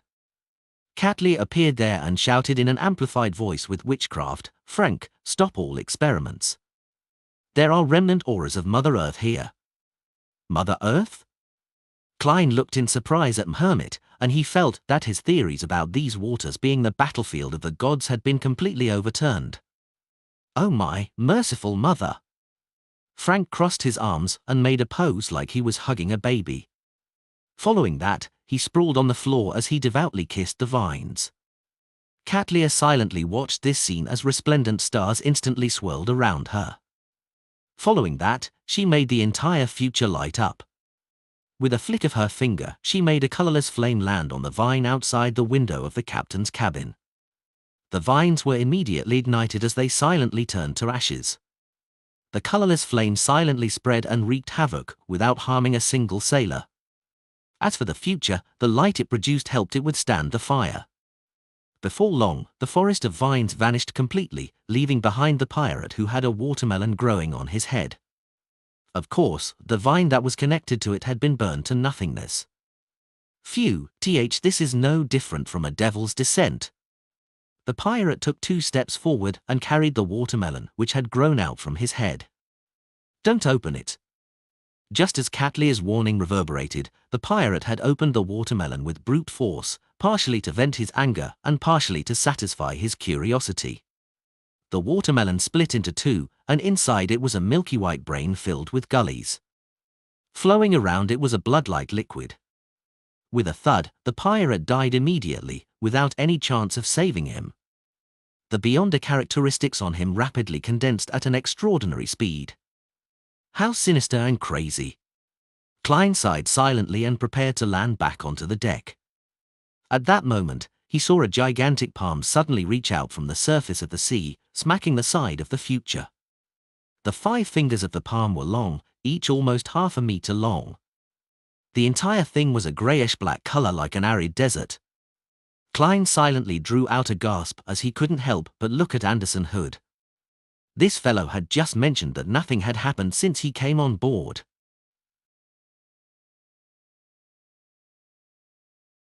Lord of the Mysteries Chapter 657. Translator, Atlas Studios. Editor, Atlas Studios. The grayish-black hand grabbed the side of the ship and quickly hoisted it up, revealing the submerged parts, inch by inch. Through the blue water waves, Klein saw a huge grayish-black shadow. Following that, squirming flesh occupied his entire vision. The monster seemed to be an amalgamation of countless blackening or graying corpses. Attached to the 2 gigantic palms were withered-looking arms that resembled dry timber. The arms stemmed from a corpse that was suspected to be from a giant. This giant's single eye was shut tightly as a few heads were stuck to its neck. And further down these heads were incomplete scaly fish, lizard bodies, or warped human corpses. Layer after layer, they formed flesh that appeared like a floating island. From the different corpses and the connections of the crevices, a yellowish-green gas was emanated and spread to its surroundings as though it was enveloping the entire area. Cough. Cough. Cough. Cough. Just the smell of it had made many sailors on deck cough violently. It was so bad that they couldn't even straighten their backs. Upon seeing this scene, Frank Lee didn't hesitate to take out the materials inside a hidden pouch on his belt. He showcased his corresponding Beyonder powers, but to his surprise, Catlear's voice rang in his ears. "Frank, stop! Help Nina command the sailors to get them to adjust the sails." "Why?" Frank Lee subconsciously asked in return. "In this area, the supernatural matters within the authority of Mother Earth will mutate, including your powers." As Catlear spoke, she extended both her palms forward and pressed down on a particular spot on her desk. The symbols and the magical labels on the future immediately became more pronounced as they lit up one after another, converting the entire ship into a resplendent sea of stars. They seemed to correspond to each and every point of starlight that swirled around Catlear's body. The spreading yellowish-green gas was kept out as Klein began floating towards the window of his room from the closest wall. The coughing pirates felt alleviated, and under the lead of Bosun Nina and First Mate Frank, as well as the instructions of Ottolov, they quickly adjusted the sails and attempted to make the future escape from the nearby waters in order to escape the influence of the mutation effects.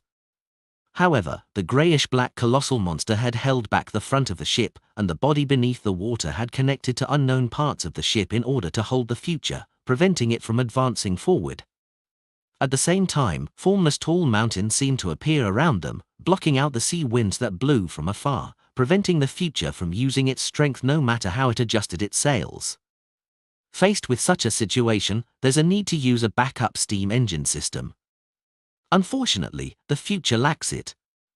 Yes, it can still fly with the help of the starlight, but that seems to be extremely draining on Hermit. Besides, it will be difficult to grasp the direction and distance it will bring us. To make such a flight in such waters, there's a high chance of entering a more dangerous zone without being blessed with good luck. There's still the extremely unlucky Anderson on board. Klein floated by the window in his room as he took in the situation. He wasn't nervous, as neither Admiral of Stars Catlear nor the strongest hunter Anderson had showcased their true strength. Of course, that includes me as well, Klein added inwardly. He planned on first returning to his room and wearing tinder. Without any food around, using such a mystical item was more suitable than creeping hunger. The latter was to be reserved for him when facing more dangerous and complicated situations before throwing it above the grey fog for it to cool down. As for the negative effect of losing items on him, Klein already had a plan. he decided to put in his wallet, Azic's copper whistle, the adventurer's harmonica, and other items into his suitcase when changing his inventory, leaving Creeping Hunger, Murloc Cufflink, and the charms from the Sea God domain. He would keep a close watch on the latter two to prevent them from being lost. And from a probability standpoint, the most likely item to be lost by Tinder would be the charms, since they were the greatest in number. Klein wasn't worried about this. He had created charms with different effects. They were highly disposable. Besides, the corresponding metal in the Storm domain is tin. It's very cheap and worth nothing. The Beyonder effects are bestowed by the Sea God Scepter, so I don't have to spend any additional money. As Klein mumbled, he reached out to push open the window to his room. At this moment, the colossal greyish-black monster, which was a combination of flesh, climbed higher again. With its approach, the busy sailors had their hair grow wildly, to the point of exceeding their waists. This wasn't the most terrifying outcome. It was more harrowing that the blob of flaxen-colored hair seemed to have a life of its own. They would interweave and bind themselves to their owners. As the hair began to produce similar changes, the lustrous sea of stars on the surface of the future could no longer hold back this influence. To a number of pirates who had shaved themselves bald, their uniqueness didn't bring them luck either. Their nose hair would rapidly grow at a discernible pace, blocking their nasal passageways. By the window of the captain's cabin, Katlia had raised her arms at some point in time. In her hand was a scroll made of smooth fish skin. Numb. As the incantation in ancient Hermes resounded while the scroll burned in silence, a light green luster shot out from within, striking the monster's gigantic palm that appeared by the side of the ship. The squirming flesh formed from countless corpses didn't pause at all. It slammed down on the lustrous sea of stars, sending sparks flying while the ship trembled. The dark purple color in the depths of Katlia's eyes deepened. She didn't take out a new scroll, and she instead directly pushed her right palm forward. Imprison. When the mysterious incantation came out of the pirate admiral's mouth, the resplendent starlight that swirled around her flew out, descending upon the terrifying monster. The starlight instantly converged, creating a gigantic, transparent amber. It enclosed all of the squirming flesh and bound it to where it was. At this moment, a pitch-black and lusterless short sword appeared in the strongest hunter Anderson's right hand. On the surface of it was layers of diabolical patterns, but they were only an illusion. Seizing the opportunity of having the terrifying monster trapped in the starlight cage, Anderson's body produced a layer of blinding white flames. The flames flew forward, leaped out of the ship, and landed on the greyish-black flesh, which was formed from countless corpses. Following that, the blinding white light rapidly flowed across the monster's surface as if it was engaged in painting an extreme piece of artwork. With a boom, the flames surged into the sky as Anderson jumped back onto the deck with his pitch-black sword. The colossal monster remained frozen in place, as though it had lost all its vitality. Crack! Crack! Crack! Deep wounds appeared on its surface, shattering into countless pieces of flesh in just a second. A Reaper's offensive strength is truly exaggerated. Klein, who had redone his inventory, returned to the side of the window to see this scene. GTT the latest novels at n.o/v/e/l/bin.com. Suddenly, he frowned indiscernibly. At this moment, something unexpected happened. The fractured pieces of flesh spread out their limbs, shooting towards the deck in a barrage of attacks. This colossal attacher seemed impossible to kill no matter how many pieces it was divided into. The number of pieces determined the number of monsters. Silently, a piece of greyish-black flesh facing the captain's cabin jumped up from the deck, heading straight for Admiral of Stars in a bid to wrap around her head. A figure surfaced from the darkness and shielded Katlia. It was none other than bloodless Heath Doyle. He opened his mouth as they cracked open, all the way from his nose to his chest. Soon, he formed a squirming vortex of flesh and blood. The vortex sucked at the greyish-black flesh and rapidly swirled inwardly, pulling it inside. Heath Doyle landed on the deck like a shadow. After wavering a little, he finally recovered. As for the greyish-black flesh that had splintered off from the monster, it had completely disappeared. The most terrifying part of the monster is its ridiculous vitality. If only this trait can be stolen. Having used another floating charm, Klein floated out the window. He reached out his black-gloved right hand and spread his fingers. The scene before him changed as a result. Blobs of different, gorgeous colors replaced the corresponding people and items. These colors kept changing as they rapidly twinkled, making it difficult for anyone to grasp the rules it followed. With the help of this vision, Klein discovered that the grayish-black flesh shared some of this luster. Although it was splintered, it was actually one. Calmly, he clenched his right fist, grabbed a blob of the light, and turned his wrist to the right. Suddenly, Klein saw the yellowish-green luster being drawn away, fusing into his right palm. This was the corresponding trait of the fog of poison. He had stolen the grayish-black monster's fog of poison. This was Tinder's effect. At the same time, Klein discovered that his damage transfer beyond a power was lost. He no longer had it. I can only steal from the same target once every 12 hours. With some level of realization, Klein looked at the surrounded future. The yellowish-green fog which was corroding the resplendent sea of stars rapidly thinned and no longer looked obvious. The grayish-black flesh that scattered everywhere also showed signs of desiccating and darkening. With that, the pirates found a chance to catch their breath. As for Katlia, she wore a golden brooch on the front of her classic robe. The brooch seemed to be made of gold, and it was shaped like a bird with a long feather tail. The surrounding atmosphere suddenly turned staid and serene. All the chaos and anxiety vanished in a baffling manner. Even Klein sensed the indescribable influence and felt like he had become an emotionless zombie. Seeing how the critical moment was at hand, a ship came cruising over. It was also a sailboat and was equally large. Its color was mainly dark with a ghostly green to it. Its ghastly pale mainsail drew a blooming pitch-black tulip. It was the flagship of Admiral Hell Ludwell, the Black Tulip. It was a ship that frequently plied these waters. Lord of the Mysteries Chapter 658. Translator, Atlas Studios. Editor, Atlas Studios. The Black Tulip. Admiral Hell Ludwell. This is jumping out of the frying pan and into the fire. Are we a little too unlucky? Floating in midair, Klein was the first to discover the approaching ship. He couldn't help but turn his head to look down at Anderson, who was wielding his pitch-black sword and seriously observing the monster. Anderson quickly returned the gaze in puzzlement. As he remained wary against the grayish-black flesh which could shoot out at any moment, he asked, "The look you are giving me is very strange. Did something happen again?" Just as he said that, he reflexively shut his mouth and sensed something. With a leap, he dodged the monster's splintered body, which was making his fingernails rapidly grow. He quickly arrived at the other side of the ship.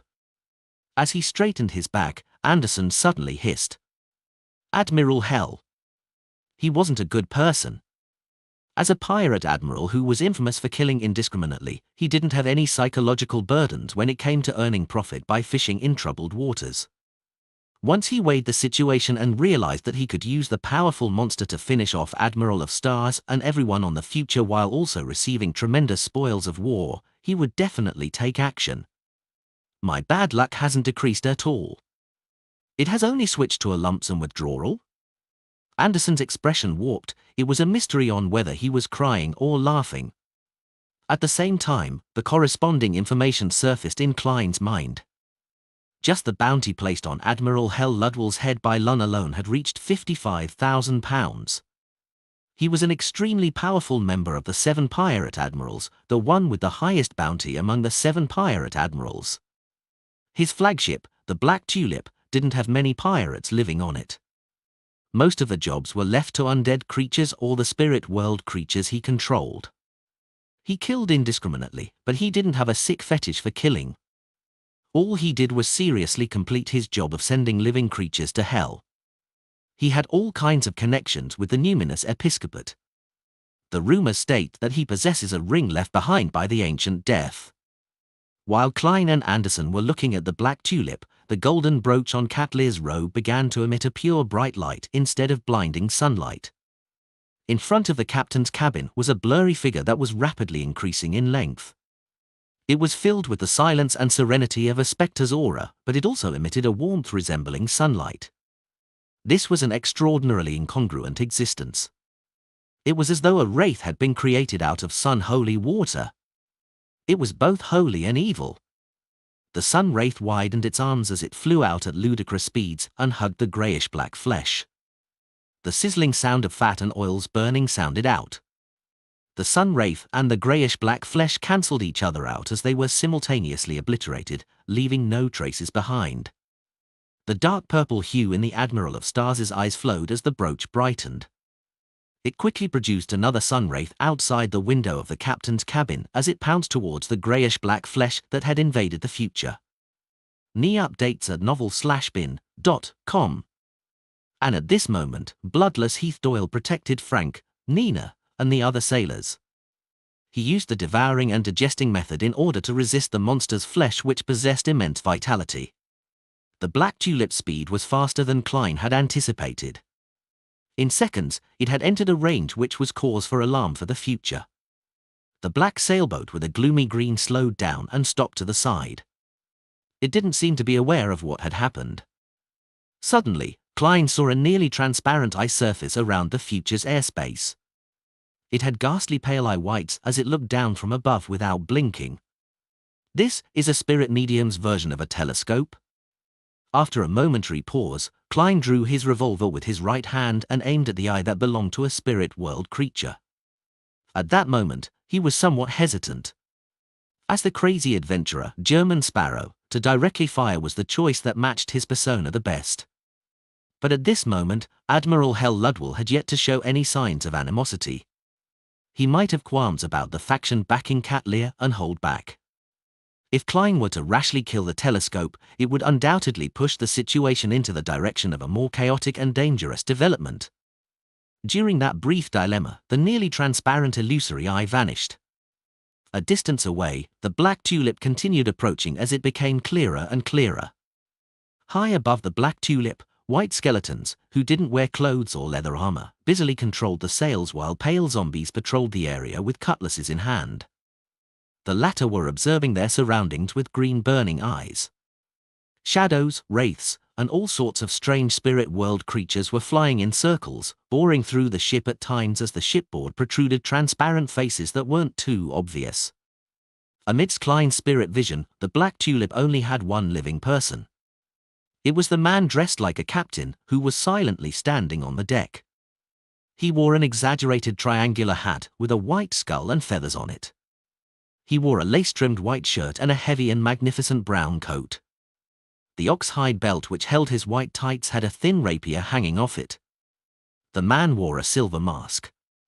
His facial features and contours were hidden within. The holes that depicted his eyes, nose, and mouth had cold lines that left one shuddering.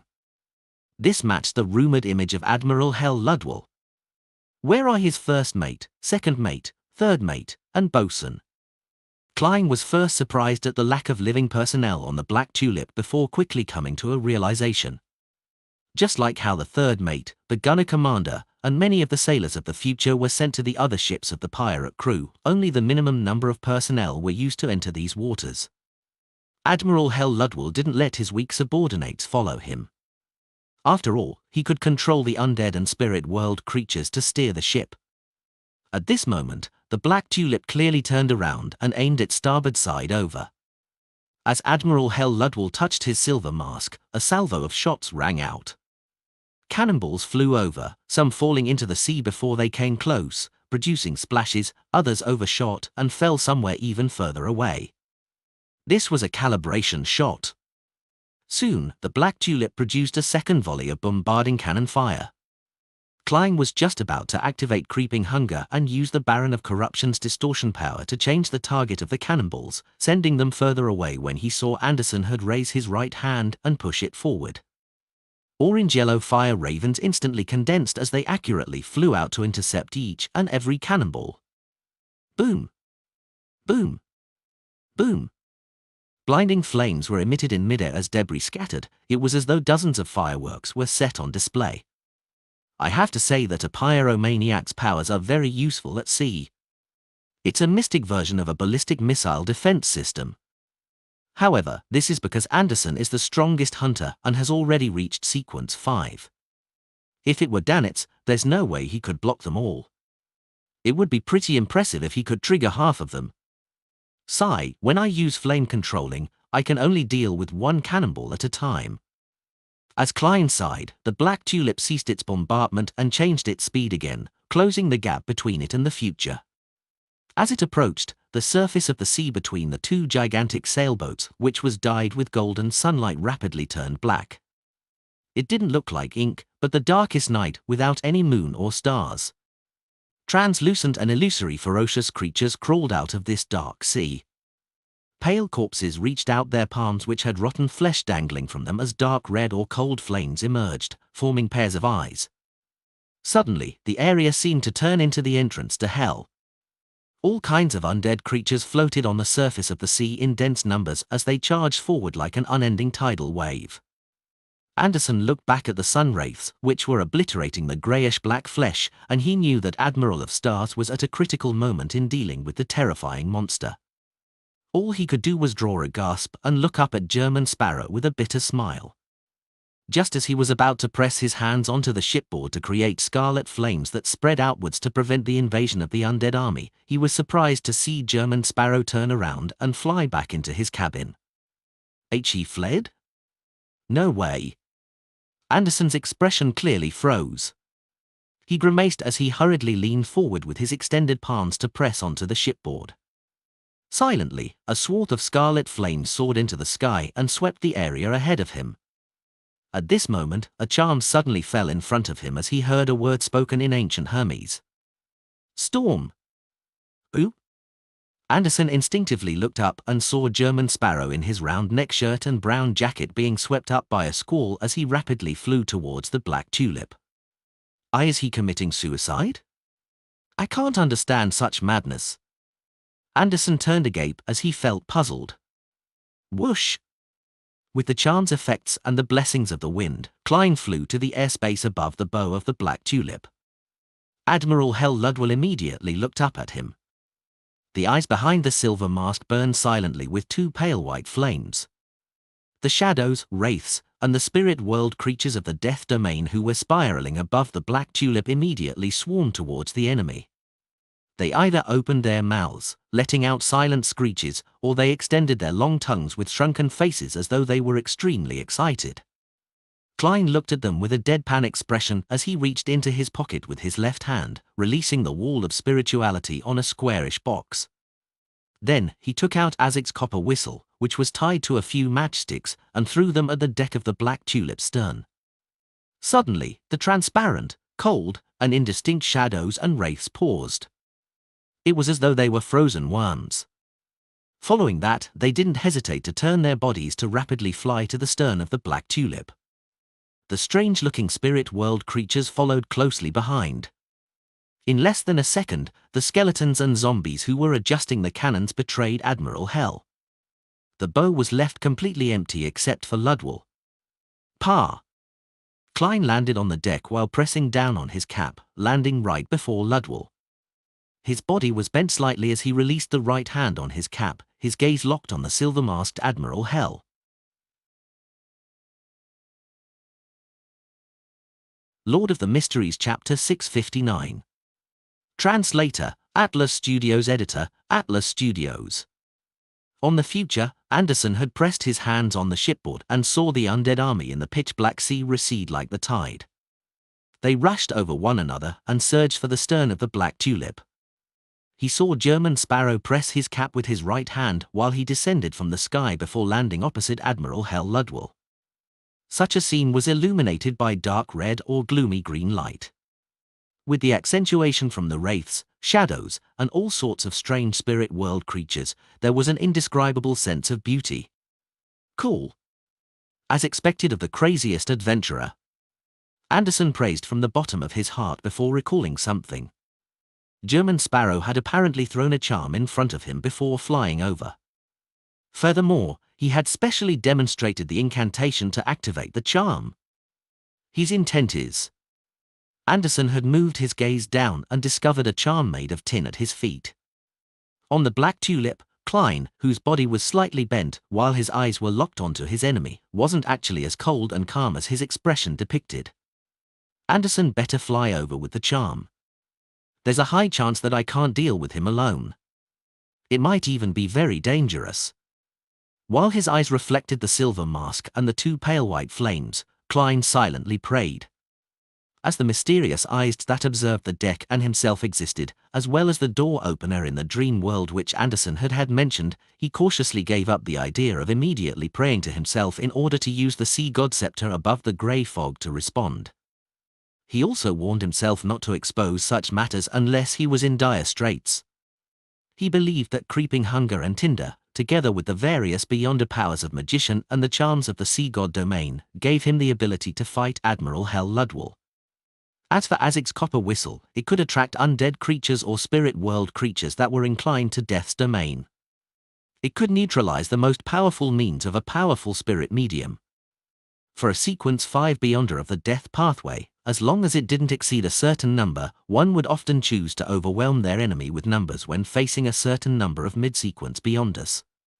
However, Klein didn't believe that he alone could defeat Ludwell in such a situation or even kill him. Firstly, the battlefield would be held on the Black Tulip. Considering how Admiral of Stars could use the future, anyone with a brain knew that such a situation wasn't optimistic.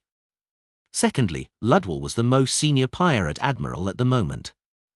He had the two powerful factions, the King of the Five Seas and the numinous Episcopate, backing him. The mystical items and sealed artifacts he had might not be any weaker than Klein's or might even exceed his. In addition, many rumors indicated that he possessed a ring that was left behind by the ancient death. Along with the fact that his sequence was lower than Admiral Hel, Klein was not only lacking in the adrenaline of a pending successful hunt or of performing great acting in the role of a crazy adventurer, but he was also tense and anxious. He didn't dare to be careless. All he wished was that the strongest hunter who was plagued with bad luck would quickly fly over. Only when two people of equivalent strength allied together could they have a small chance of defeating or resisting Ludwell, who had lost his undead army. It also gave Cat Lear and her pirates time and space to finish off the pieced-together monster. Just as this thought flashed across his mind, Klein didn't hesitate to launch an attack. He made the fog of poison, which he stole with tinder spread. No one could see the uneasiness and worry in his heart. Wearing an exaggerated triangular hat and silver mask, Ludwell raised his clenched left fist, spread his fingers, and aimed his palm at Klein. Instantly, the deck of the bow was enveloped by a harrowing yellowish-green fog. And in front of Ludwell, an illusory glow exploded. Following that, a point spiraled and collapsed inwardly, outlining a blurry bronze door whose two sides swung open. The bronze door was covered in all sorts of mysterious patterns. It had an indescribable heaviness and silence to it. With a creak, the door shook and cracked open a little. Discover new chapters on n0velbin.com. Behind the gap was endless darkness, as though it was the deepest and darkest night. Indescribable pairs of eyes were hidden in the darkness behind the door. They were densely packed and everywhere, but it was impossible to discern their actual bodies. Skinless arms covered in blood, along with greenish-black vines with baby faces reached out. Palms with mouths filled with teeth grabbed at everything beyond the door as they screamed, laughed, sobbed, yelled. This brought a terrifying suction force. Out of nowhere, cold hurricanes that sent chills down the bone stirred, pushing objects towards these strange creatures and the gap in the bronze door. The yellowish-green fog of poison was instantly cleared as Klein couldn't help but lean forward as he stumbled. The glove on his left palm immediately turned pitch black. It had the sinister feel of the night and the grandeur of the cosmos. Klein's brown eyes darkened as he spread out his left arm to the side in a gesture of politeness. The terrifying suction force that swept the bow's deck suddenly changed direction, grabbing the skeletons and rotting zombies that were rushing to the stern, and it threw them into the gap of the door. They were bound by the greenish-black, baby-faced vines and bloody arms and were pulled behind the bronze door where the countless eyes were. Distortion. Baron of Corruption's distortion. Klein had distorted the target of the mysterious door, and he used the skeletons and zombies on the Black Tulip to substitute himself. Despite that, he was still affected by the remnant forces of the tremendous suction force. He found it difficult to take a step, preventing him from fully making use of his nimble and agile traits. The cap he wore had already been blown up by the hurricane and was spinning in midair. It seemed to take flight as it pursued the undead creatures that had been sucked away. At this moment, Admiral Hell Ludwell, who wore his exaggerated triangular hat, raised his right hand again and extended his palm. The right side of his upper body rapidly turned illusory, as though it belonged to that of a spectre or wraith. His arm kept extending and instantly covered quite a significant distance as his pale palm grabbed at his enemy. Whoosh! The noise from the hurricane suddenly vanished as soft sobbing sounds drilled into Klein's ears, causing his body to turn numb, as though his blood had frozen. As the pale palm approached, he seemed to be possessed by a wraith or evil spirit. He couldn't produce an effective response as he watched death approach. In despair, he felt his vitality deplete at an increasing rate. Without any resistance, Ludwell's pale and illusory right palm grabbed Klein and squashed him into a thin paper figurine. The paper figurine was covered with signs of dark green corrosion. Soon, it was shredded to dust under the hurricane that never stopped. To the side of the bronze door, Klein's figure surfaced again. His left glove had already been dyed with the color of pure sunlight. He immediately straightened his body and spread open his arms.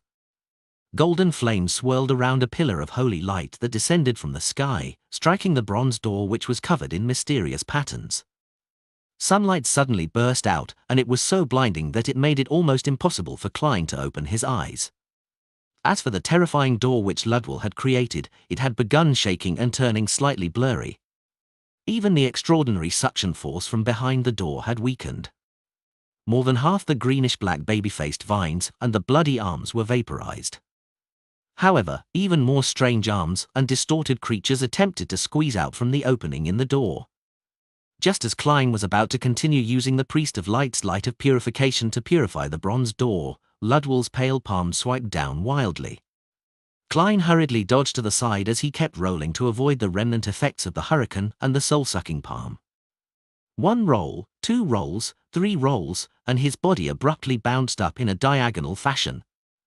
At some moment in time, creeping hunger had already appeared to be made of gold.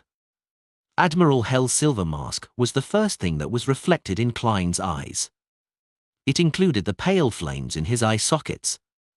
Following that, 2 bolts of lightning brightened from the depths of his eyes.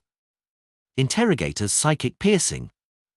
At this moment, a black, square-shaped ring on Ludwell's left index finger produced a slight glow. Immediately a scene appeared in Klein's mind. It was a gigantic throne that was made up of the rotting heads of creatures like humans, elves, giants, dragons, demonic wolves, sea monsters, and vampires. On each side, there would be miniature transparent faces of wraiths, shadows, and evil spirits. They were filled with hatred, viciousness, and indignation. Suddenly, Klein felt as though his head had been struck by an axe. The fearsome pain filled his mind without any delay. His psychic piercing had not only failed to show its effects, but it had even ended up affecting him in an amplified manner. If not for him having experienced more extreme pain, Klein definitely would have fallen to the ground, wailing and struggling. But even so, he temporarily lost his ability to resist as he bent his back with a grimace. Seizing this opportunity, the gap where Ludwell's mouth was, a slow language that ordinary living creatures were unable to understand was emanated. The surroundings instantly turned dark, blurry, and illusory. This was the language of death that came from hell and the underworld. Just as Klein felt a little better, he discovered that his spirit body was floating up uncontrollably, separating from his body, inch by inch. And the terrifying suction force from the bronze door was an irresistible force to the spirit. No, this won't do. While his spirit body hadn't completely left his body, Klein raised his right arm and spread his hand, which was wearing tinder, with great difficulty. Different lustrous glows instantly interweaved as they surfaced before him and kept changing and rapidly flickered. Without any hesitation, Klein grabbed onto a pale white blob swirling with a gloomy green color. He twisted his wrist and extracted it.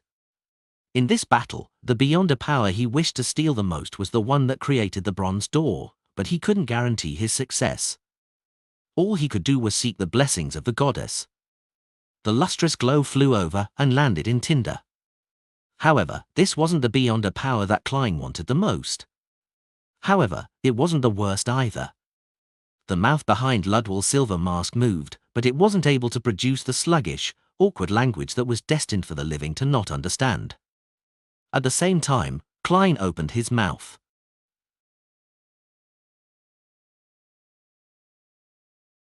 Lord of the Mysteries Chapter 660. Translator, Atlas Studios. Editor, Atlas Studios. One syllable after another of distorted, incomprehensible, jarring, and indecipherable words slowly spewed out of Klein's mouth.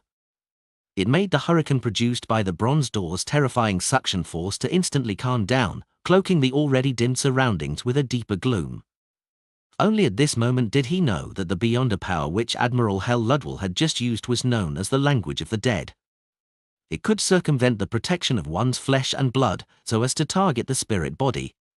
It belonged to an advancement in a spirit medium's powers. It could go from direct communication with spirits to that of commandeering, to the point of enslavement. Living creatures were unable to understand the resounding language. Ludwell couldn't help but freeze on the spot. A transparent layer rapidly surfaced on his pirate captain attire. His spirit was being tugged at by an illusory power. At this moment, the black, square-shaped ring on Ludwell's left index finger produced a faint glow. The minute portion of his spirit body which had been forcefully drawn out had returned to his body as the two fused back into one. Ding! With his right hand, Ludwell drew the thin rapier hanging by his waist. It was iron-black in color, and its tip gathered the surrounding light, turning into a dark point. Admiral Hell suddenly took a step forward, and with vigorous wind currents, he suddenly closed the distance between him and Klein. Immediately, he thrust out the rapier in his hand at lightning speed. The bronze door, which was covered with mysterious patterns, remained standing erected in its original spot. It didn't vanish because of Ludwell's retracting of his left hand and subsequent actions. This was different from the similar-looking ability that Miss Sharon had previously cast using a mystical item. OF. The black rapier pierced through Klein in an unavoidable manner. Klein's figure rapidly crumbled into a piece of paper. Its surface turned yellow and dry, as though it had been weathered for thousands of years. The hurricane brought about by the bronze door completely pulverized the paper figurine. In midair, Klein jumped out of the darkness as he held a huge handful of charms from the sea god domain. Storm! He quickly shouted in ancient Hermes as the tin flakes lit up individually as they sacrificed themselves to sea god. This also meant that if Klein wished so, he could recycle most of the materials and use it multiple times until the metals could no longer withstand the spirituality. Whoosh! Blue wind blades shot out as the surrounding water sprayed out heavy waves that were as tall as the ship. As Klein didn't attempt or have the time to distinguish between the different kinds of charms, while these attacks inundated Ludwell, the extraordinary effects also augmented Admiral Hell. He was given augmented effects like underwater breathing, underwater mobility, flight, and pressure resistance, none of which were useful at that moment. Ludwell suddenly opened his mouth and produced a silent screech. He then struck the waves beside him as countless wind blades temporarily froze in midair. Immediately following that, Admiral Hell raised his left hand as the black, square-shaped ring on his index finger produced a sinister and eerie glow that instantly brightened. Whoosh! The bronze door, which exuded an indescribable feeling, instantly swelled as it doubled in height and width. Amidst a heavy creaking sound, the gap in the door opened up. The already terrifying suction force immediately rose to an unimaginable level.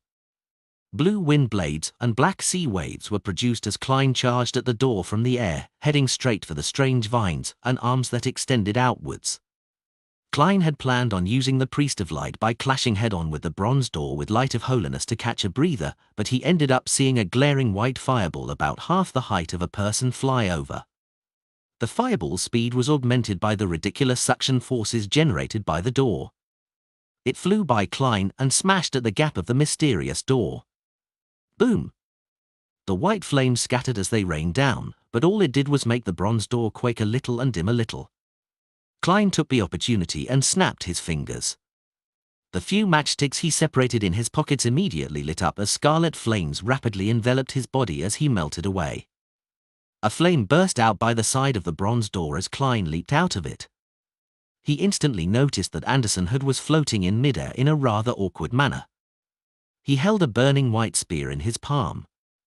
The strongest hunter had finally arrived, but he just appeared unaccustomed to flying. When Ludwell looked up and saw this scene, the pale white flames behind the silver mask clearly jumped twice. Clearly, he never expected that the future had two other powerhouses at the pirate admiral level apart from Admiral of Stars Catlear. Furthermore, they wielded pretty good mystical items and sealed artifacts. At this moment, Ludwell suddenly raised his hand and pressed down on his face, surprisingly taking off his silver mask. Heavy, pale white light suddenly spewed out from behind the mask, causing endless silence to instantly spread out from the black, square-shaped ring on Ludwell's left index finger. The silence surged into the bronze door and lifted it off the deck and into the air. The door covered in mysterious patterns fused with the endless silence as it rapidly burgeoned to more than 30 meters tall. With the sea as its base, it stood there, erect like an entrance to another world, one completely different from the present world. GTT The latest novels at n.o/v/e/l/bin.com. Creak. The bronze door opened as unspeakable darkness surged out and enveloped the black tulip's bow. Upon seeing this, Klein didn't focus on his attacks as he quickly took out the correct charm and rapidly used it on himself. A strong gust of wind swept over and lifted him above the black tulip. With the pull of the darkness, the gigantic sailboat steered into the bronze door, 10 meters at a time, as it sailed into another world. Admiral Hell Ludwell stood at the bow as he looked up into the sky. His face was blanketed by the pale white luster, preventing anyone from discerning his looks. His gaze first swept past Klein before landing on Anderson Hood. He seemed to make a mental note of these two hunters, but he didn't make any further attempts to attack. He seemed to have been restrained by the surrounding darkness. Anderson was taken aback as he didn't hesitate to throw out the burning white spear in his hand. The spear shot straight at Ludwell, but once it entered the region enclosed by darkness and silence, it silently vanished. Ludwell is planning to escape? How decisive! Klein was first stunned before he recalled that Azek's copper whistle was still on the black tulip. With the gigantic sailboat halfway inside the bronze door and about to enter another world with no way to stop them, Klein threw a matchstick and snapped his fingers. He appeared 50 meters above the stern where the undead creatures were fighting for Azek's copper whistle. This item, which kept changing hands, finally burst into a scarlet flame due to the matchsticks tied to it. Amidst the flames, Klein's figure surfaced there and grabbed Azek's copper whistle. This was the preparations that he had made for retrieving the copper whistle. Furthermore, to prevent any mishaps from happening, such as the matchsticks being pulled away by the undead creatures, he had also coated the copper whistle with an easily flammable essential oil of the sun. Pa. Surrounded by countless undead, Klein didn't have the luxury of time to retract his hand that grabbed the copper whistle. He immediately snapped his fingers again. At this moment, transparent, rotting, pale, or illusory hands grabbed him. The matchstick Klein had previously thrown into the air ignited in midair as it produced a flame. His figure quickly materialized amidst the flames. His face was livid and his lips were white. Having been grabbed by countless shadows, wraiths, and undead creatures, Klein felt that the depths of his spirit body was ice cold. He couldn't control his body as he plummeted into the sea dyed in gold. With the black tulip almost completely crossing the bronze door, the sea, which appeared like an entrance to hell, had been restored to normal. Klein sank a few meters and swallowed a few mouthfuls of bitter and astringent seawater before he ultimately recovered. Thankfully, I was sufficiently prepared. As this thought flashed past his mind, he suddenly felt something amiss. By wearing the Murloc cufflink, he had the passive ability to breathe underwater for 10 minutes. He shouldn't have drank mouthfuls of water. Klein suddenly turned his head and looked at his wrist, only to realize that the blue cufflink had detached itself at some point in time. It's lost. Tinder lost it. I was on the black tulip the entire time. Klein splashed a few times and floated to the surface, just in time to see the gigantic sailboat's tail meld into the darkness as the bronze door slowly closed. He instinctively swam forward a few seconds before ultimately stopping. He selected one of his remaining charms and gave himself the beyonder effect of underwater breathing. In midair, Anderson had clicked his tongue when he saw this. This fellow is really crazy. He's actually trying to engage in pursuit. At this moment, the starlight above the future fell and condensed into a long bridge that extended over. Cat Lear had finally finished off the greyish-black monster with immense vitality. What a pity. If only Admiral Hell had hesitated a little and didn't flee in such a timely fashion. Anderson had sighed silently and firmly landed on the star bridge. As he watched German Sparrow fly over, he was just about to greet and praise him when he saw the cold and gloomy expression. Anderson instinctively made way and chuckled dryly, allowing German Sparrow to walk past him. After returning to the future via the star bridge, Klein held back his effusing emotions and watched Frank Lee walk over and give him a thumbs up. "You're the craziest fellow I've ever met. You actually dared to board the Black Tulip alone and single-handedly challenge Admiral Hell. You even returned alive. Sorry, in terms of craziness, I'm far inferior to you," Klein thought in response. At this moment, pirates with long or disheveled hair expressed their astonishment and amazement. In such an atmosphere, Klein closed his eyes and felt his faceless potion completely digest.